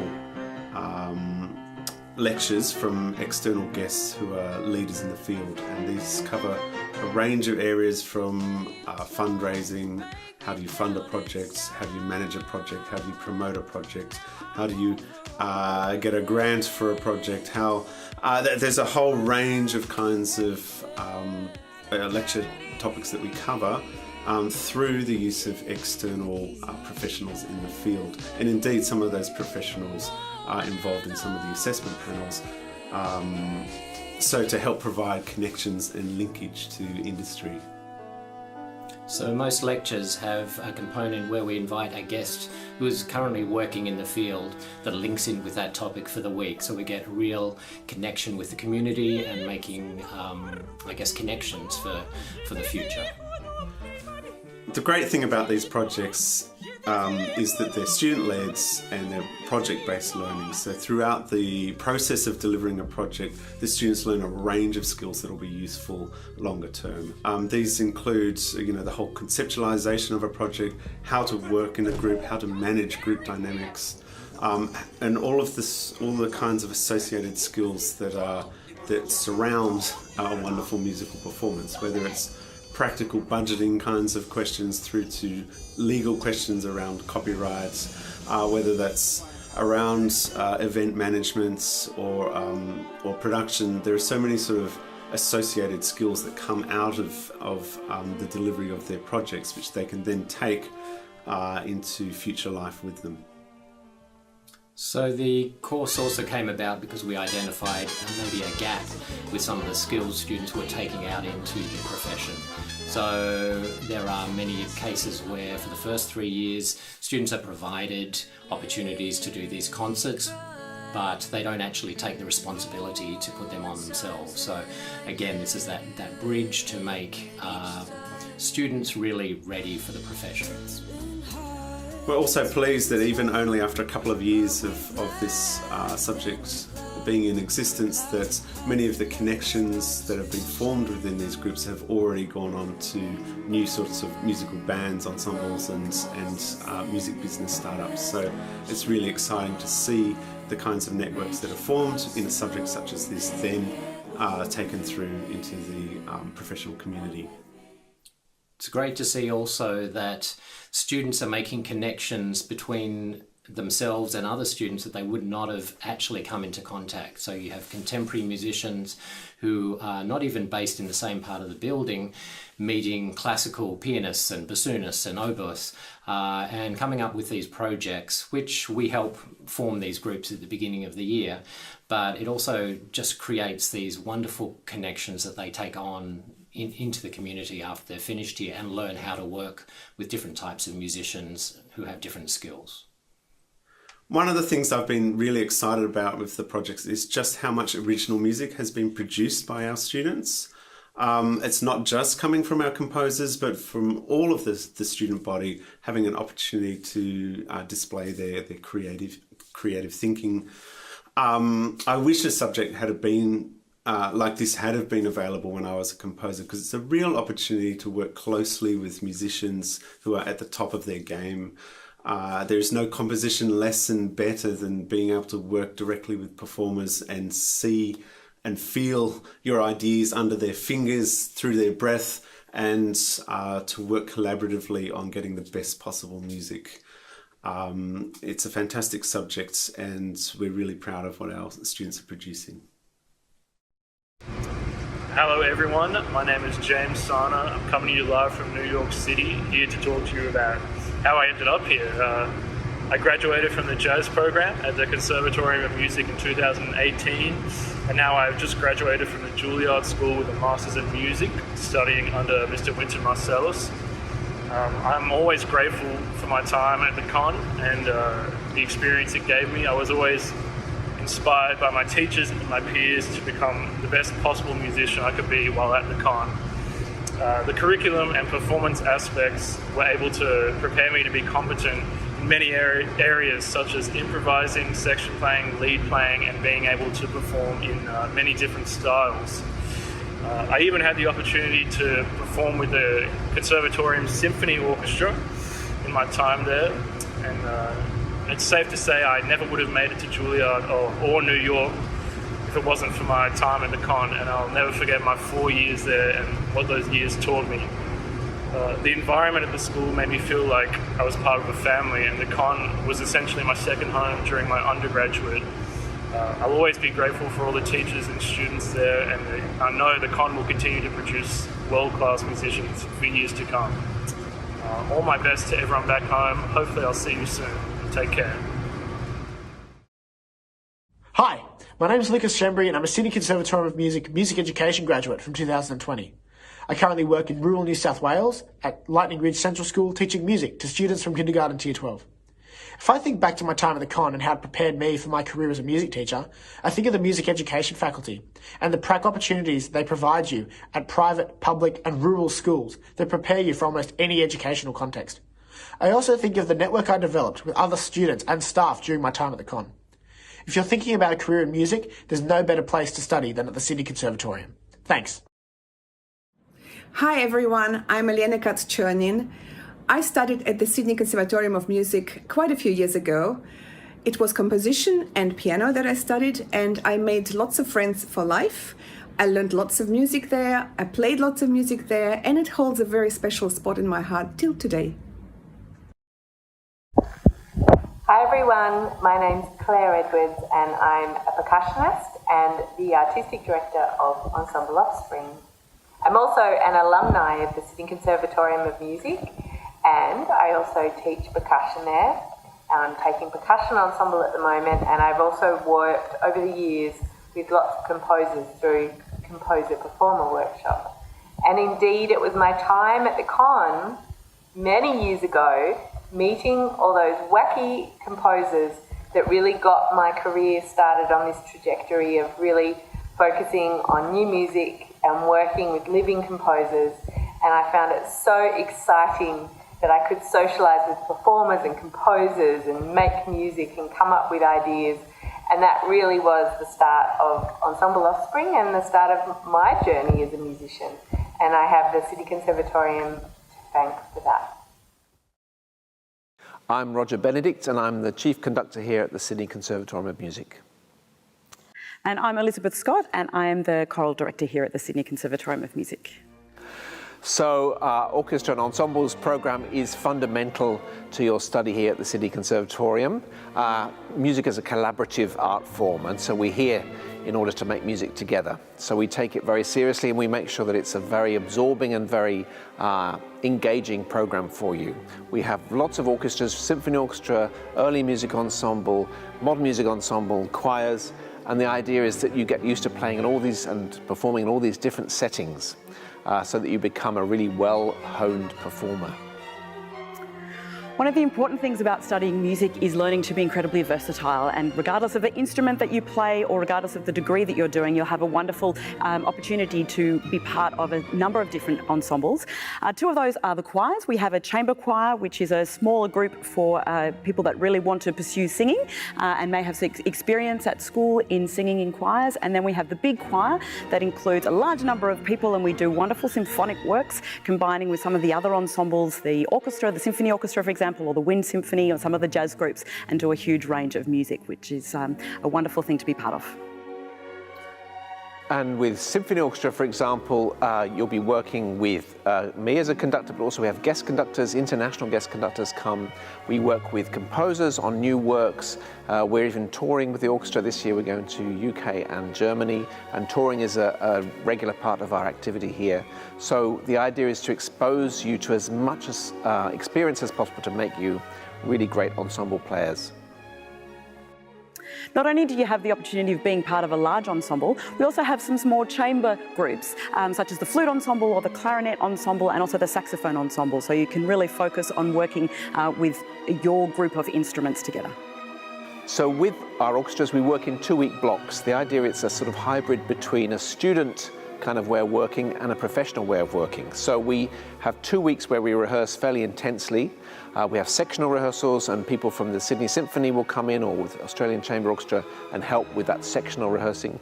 And then we work towards the concert at the end of the second week. And we do this through different parts of the semester. So we're working in a semi-professional manner to get all those skills learned. Some of you may already be playing in ensembles such as the Arts Unit or Sydney Youth Orchestra, and the wonderful thing about the Conservatorium is our ensembles are the next level up from there, so really a bridge between the student ensembles of Sydney or of Australia and the professional ensembles that hopefully you're working towards. So when you finish studying at the Con, what happens next? Well, our students go on to positions in orchestras in Australia and overseas. We have students working in Germany, in the UK, everywhere around the world. But there are students also that go on to what we call portfolio careers, have a mixed career between some teaching and some performing and freelancing. It's a really very rich and varied future that you can create for yourselves as a musician. Whether you choose to have a job in an orchestra or work in a different context, work in arts administration, there's an enormous number of pathways and very interesting careers to be had.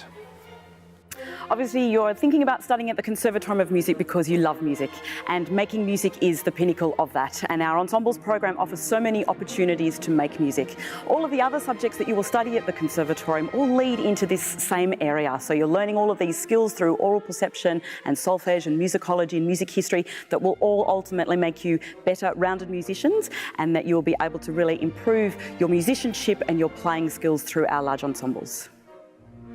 We have many very well-known alumni from the Sydney Conservatorium. People like Simone Young was a student here. She's now the chief conductor of the Sydney Symphony Orchestra. Principal players in all the Australian orchestras: Owen Morris, who's principal trumpet of the Melbourne Symphony Orchestra. The principal double bass of the Berlin Philharmonic was a student here. That's Matt MacDonald. Horn player Jill Williams, who's in Germany too, is principal in one of the German orchestras in Cologne.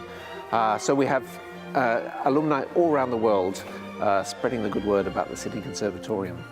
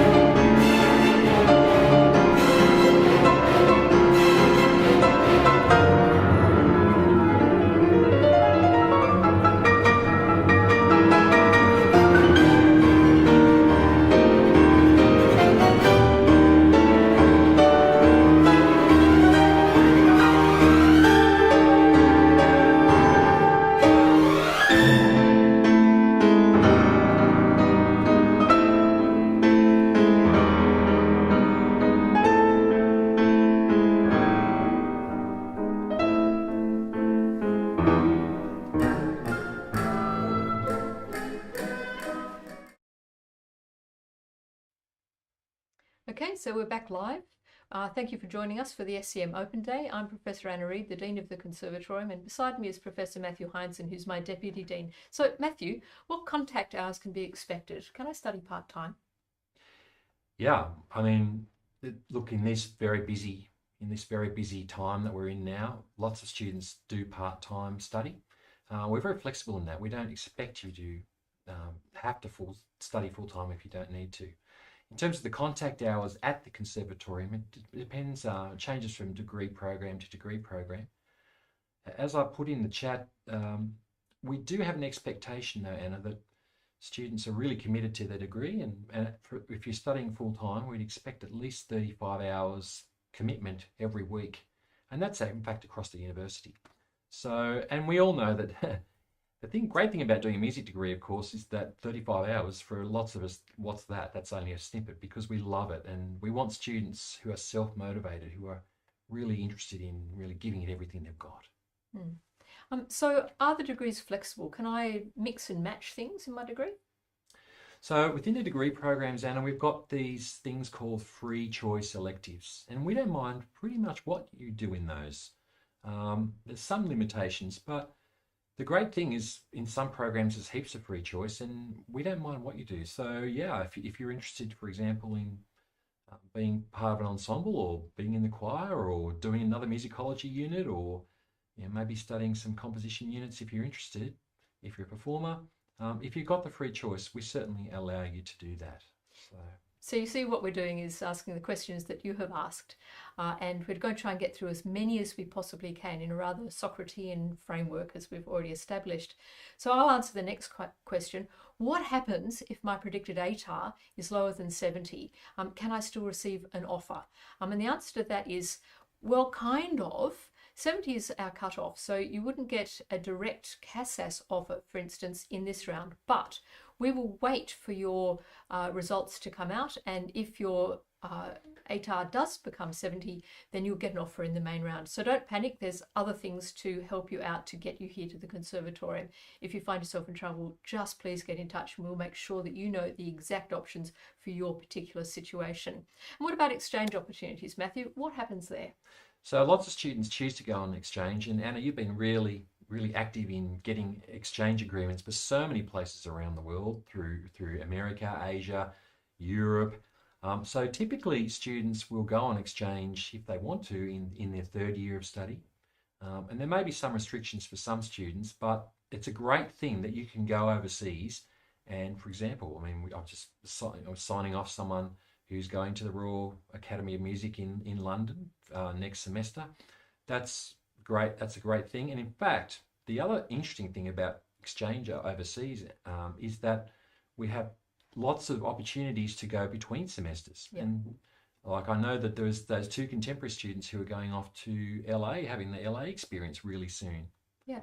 So we pre-COVID, in that world that once existed, we had about a 50% travel rate for our students. That means that in your time here at the Conservatorium, you would have, at least half of you would have gone overseas, usually with our support, financial support, to do something or other. It could have been a semester's exchange to another institution, or a short-term experience somewhere else in the world. We're ramping that up again now, so you can expect to have a time where you learn about what music making is like elsewhere and outside Australia. Matthew, the BAS, Bachelor of Advanced Studies, confuses me. How on earth do I fit that in with my degree? Yeah, so this is the double degree that we have with the Bachelor of Music Performance and the Bachelor of Music Composition. And so, Anna, what students will have to do, I mean, look, timetables are always a hard thing at university. And there's not like one simple answer to that. I mean, it depends on what units you're choosing. It depends what your second major is. But students do manage to work it out. I mean, we have most of the music things take place here at the Conservatorium building in Macquarie Street near the Opera House. But there are units which take place on the main campus and across a range of degree programs. So students travel between them. It's not such a big deal. And the great thing about the BAS is that you do 2 degrees in 5 years, which I think is really quite amazing. Yeah, so I'm a little bit nervous about coming to the con. I've never really been in there, and I've heard that it's really, really frightening. Am I the right standard to get in? Perhaps, Matthew, can I organise a lesson with a teacher so I can get some kind of an idea?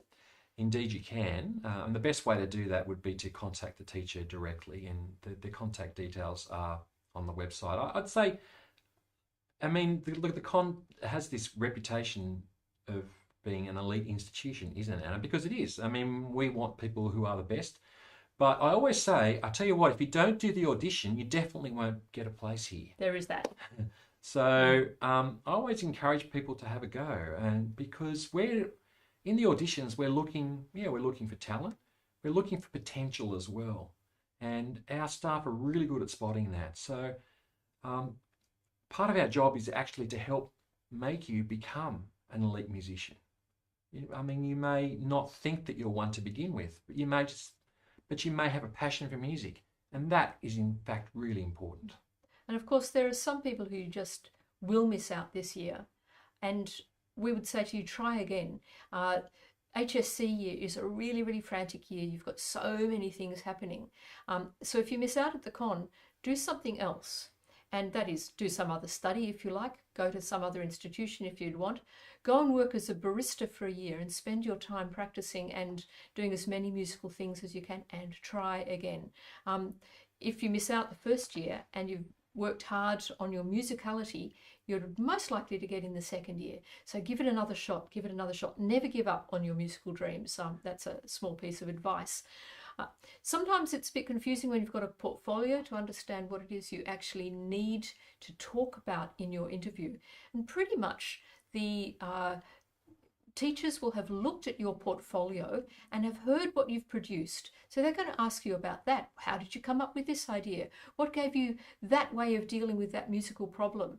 And they're trying to see the musician in you, to see how well you can speak about what it is you can create. And that's the purpose of the interview. I must say, Anna, I'm loving these questions, and if anyone has any further questions, now's your time. Put it in the chat and we'll be able to answer that. So, Anna, can I ask you a question now? Say, for example, I get in, I've done my audition. That's the only way to get in, remember, do the audition. I've done my audition. I'm in the Bachelor of Music Performance. Perhaps I'm doing music theatre, or it could be anything. Can I then do some other areas of which I'm interested in? The answer is yes. There are some things that you absolutely must do, that are mandated as part of your course design. But in fact, we're a little bit flexible. And if you can convince the teachers and us that it would be better for your career progression to change some things, you can change some things. So you might be taking, instead of a single chamber music unit, you might be taking a composition unit instead, but you do that with departmental permission. So it's a combination of trying to figure out what electives you have, in which case you can fill an elective in with, indeed, anything you elect to do. And then it's a matter of negotiating with program leaders and unit study coordinators to convince them that a different course of action is in your best interests. We're fairly generous about that because we do understand that musicians will find their musical voice whilst they're here, and we'll help you establish that through the courses that you take. And I'm just thinking about, Anna, for example, those voice students that we have, classical voice students, many of whom want to study a language. So they'll use some of their free choice units there to study a language on the main campus, and, you know, getting a really amazing education in that side of things, as well as the superb education that they're getting in voice training and in music as well. So I think it's good we have this flexibility. I think we're on the same page there, Anna. Just quite funny because I'm the good cop and he's the bad cop, so it's quite nice to see where we are in a curriculum sense, which is good. So we erroneously answered a question before when we said CASAS is only available to New South Wales students. We've actually looked that up. It's not. The CASAS early entry program is actually available to all interstate students and the IB students as well. Make sure that you put your report cards into Accepted so that we can help make the decision about your audition. And just a reminder, what is CASAS that Anna was talking about? The Creative Arts Special Admission Scheme. And that's the scheme which, if you're successful in your audition and we have a look at your predicted ATAR and how you're going to go in school, this year, you can get an early, firm offer to study in your chosen music degree at the Sydney Conservatorium of Music. You don't have to wait until the ATAR comes out. We give you an offer before you even get your ATAR, which I think is really wonderful. Now, occasionally we have some really crazy musicians out there who want to come to the con, and they play 10 different instruments and already compose and sing in the choir and do tap dancing. So the question is, can I apply for multiple things at the con? The answer is yes.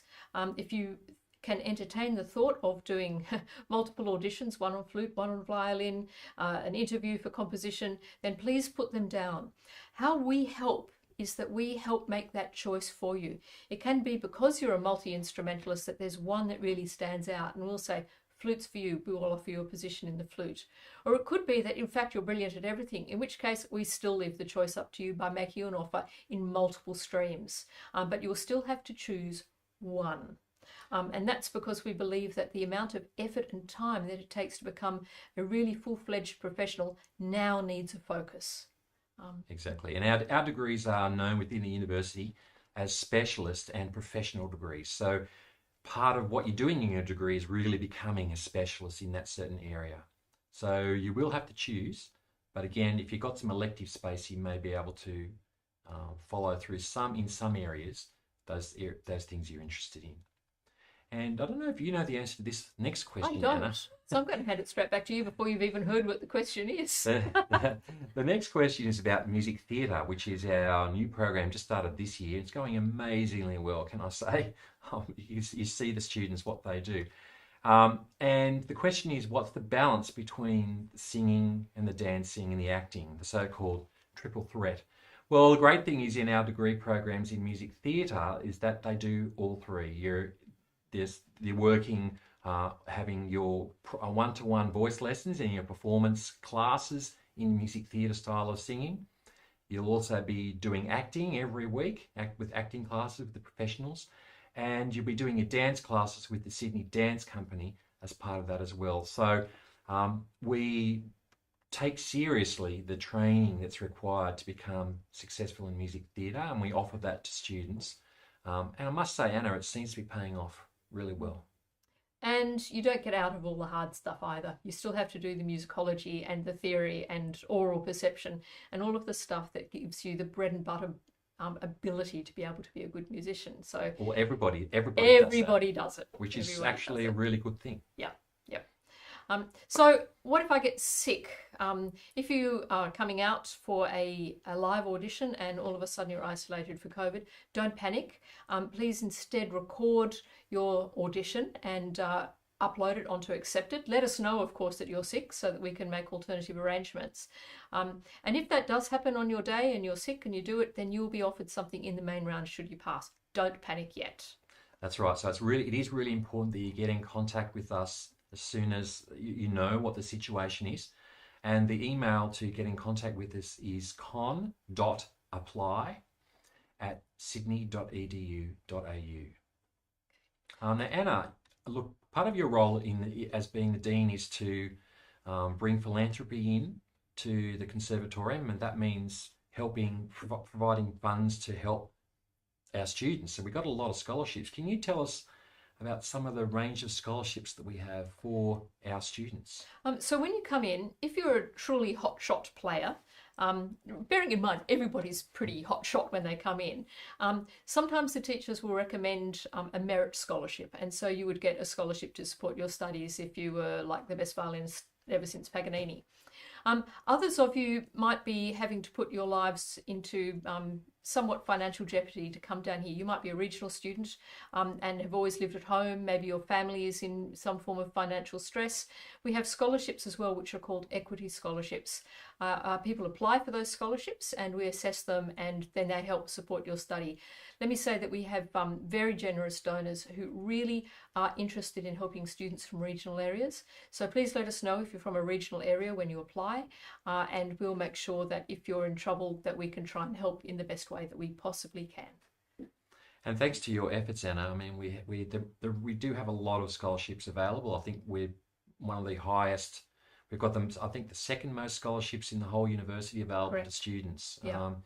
So, and for those of you who are moving to Sydney or perhaps living in the outer suburbs of Sydney and don't feel like commuting 2 hours each way into the Conservatorium every day, These sort of scholarships can be very helpful for you in terms of just giving you a leg up in terms of establishing yourself, so you can really dedicate yourself as much as possible to your studies while you're here.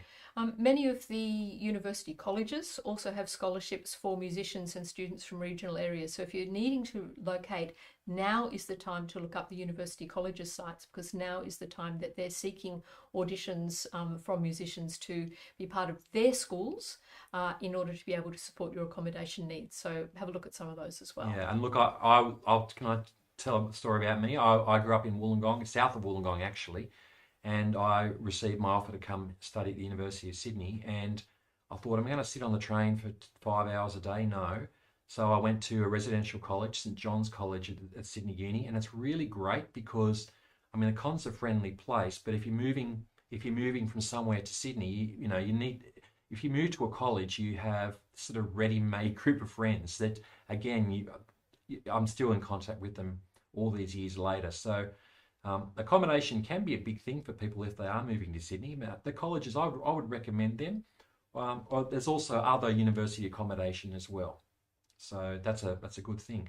And of course, the Conservatorium is really wonderful because of its facilities, Anna. I mean, we've talked a lot about staff and about peers that our students have, but the facilities here are pretty amazing, aren't they?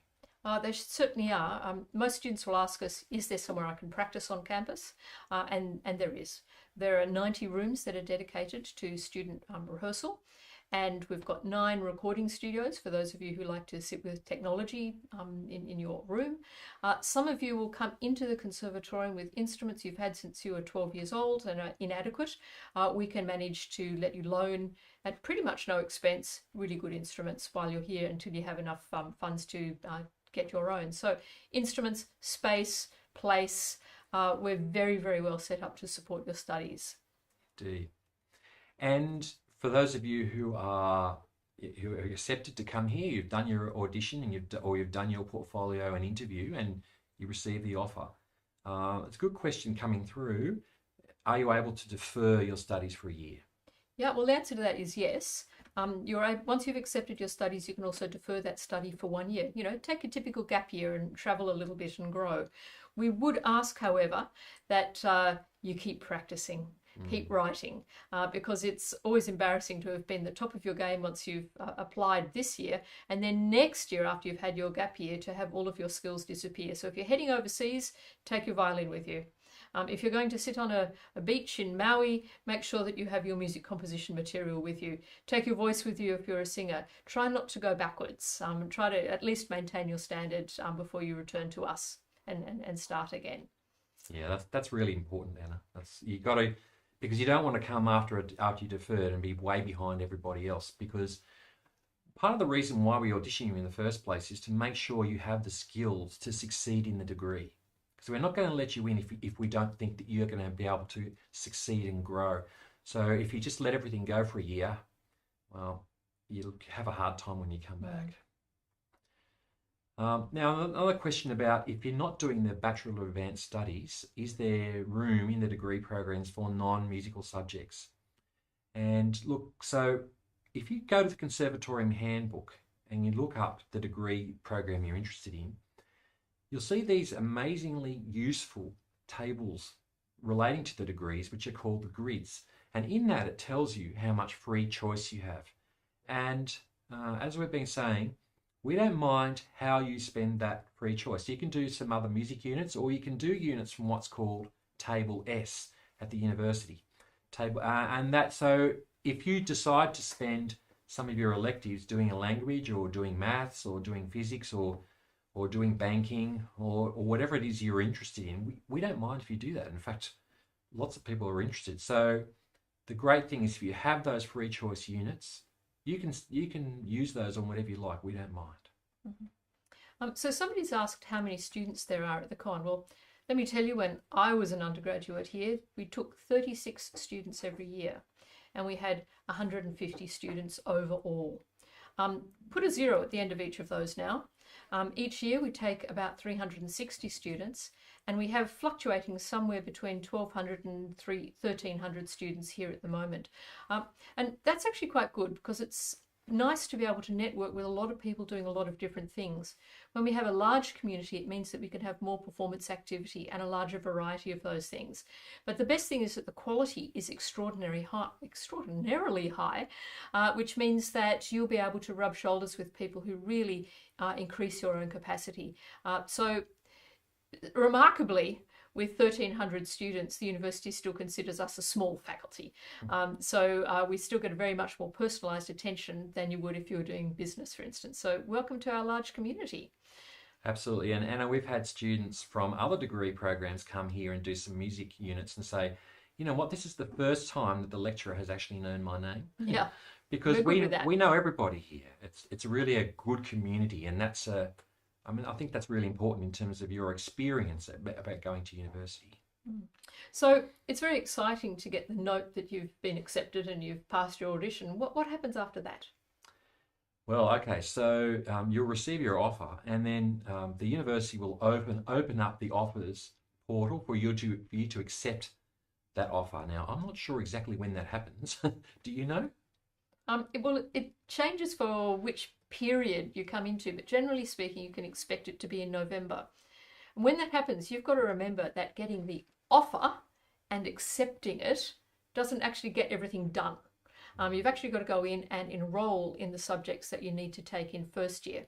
Some of those things will be, in one sense, preordained in your program of study, but we would recommend that you look at those grids in the handbook super carefully and pick the subjects that are recommended for a first year of study. We've sometimes had people who've enrolled in the subjects that look terribly, terribly interesting, but they're fourth year subjects, and that just makes it very difficult to get done. So look at the grid and enroll in those subjects. Yeah, and you'll be hearing, if you're successful, you'll be hearing me say that a lot. There's not much free choice in first year. The free choice progressively increases as your degree increases, and it's really important that so you accept the offer, you enroll in your subjects, and after that, the next thing you'll be involved in is the welcome week, which happens here at the conservatorium in the week before semester starts. So that'll be in the week of the 13th of February next year. So somebody has asked the question that if I'm doing another degree, can I do music theatre subjects? The answer to that is both yes and no. That the music theatre subjects have a very specific cohort, as do the violin subjects and the jazz subjects. But you can take subjects from any area of the con if you speak to the lecturer and if they think that your capacity is fine to be in that class and if there is space in that class. So it's not a yes or a no answer. It's speak to the unit of study coordinator and see where you sit in the line to get in or out. Another question is, will there be another round of auditions after September? Well, actually, that depends really on what's happened in September. If we fill our quota in September, no, there won't be any more auditions. I would get in September. If for any reason we don't finish our quota, it might be there's another COVID round or something like that, then we may open up to specific areas only, probably in January at some time. But that is very, very unlikely. Get your audition in September. Yeah, look, if you're interested in auditioning, you really should do it now. Okay, register now and register for the September audition. You can't rely on there being another round. There may well not be. There probably won't be actually. The last question, Anna, do we provide feedback on unsuccessful auditions? Well, actually, that's a no. We have usually somewhere between 700 and 900 auditions, and it's just not possible for us to provide feedback on auditions. Of course, if you get in, there's no need for the feedback, and if you don't get in, you can expect that there was something that you didn't quite demonstrate for us. Usually, it's technical facility on your instruments, actually. So if you miss out, you can take it that you weren't able to convince us that your facility on whatever instrument might have been and the musicality that faces with that technical facility haven't matched quite up. So they're the things to work on. Keep practicing, try again. That's right. It's so important to try again. Well, look, thanks very much. And it's really great to have you with us and those people who are watching this today and all your questions. And just to conclude, we'll show you one more clip showing everything amazing at the Sydney Conservatorium of Music. Nice to see you today.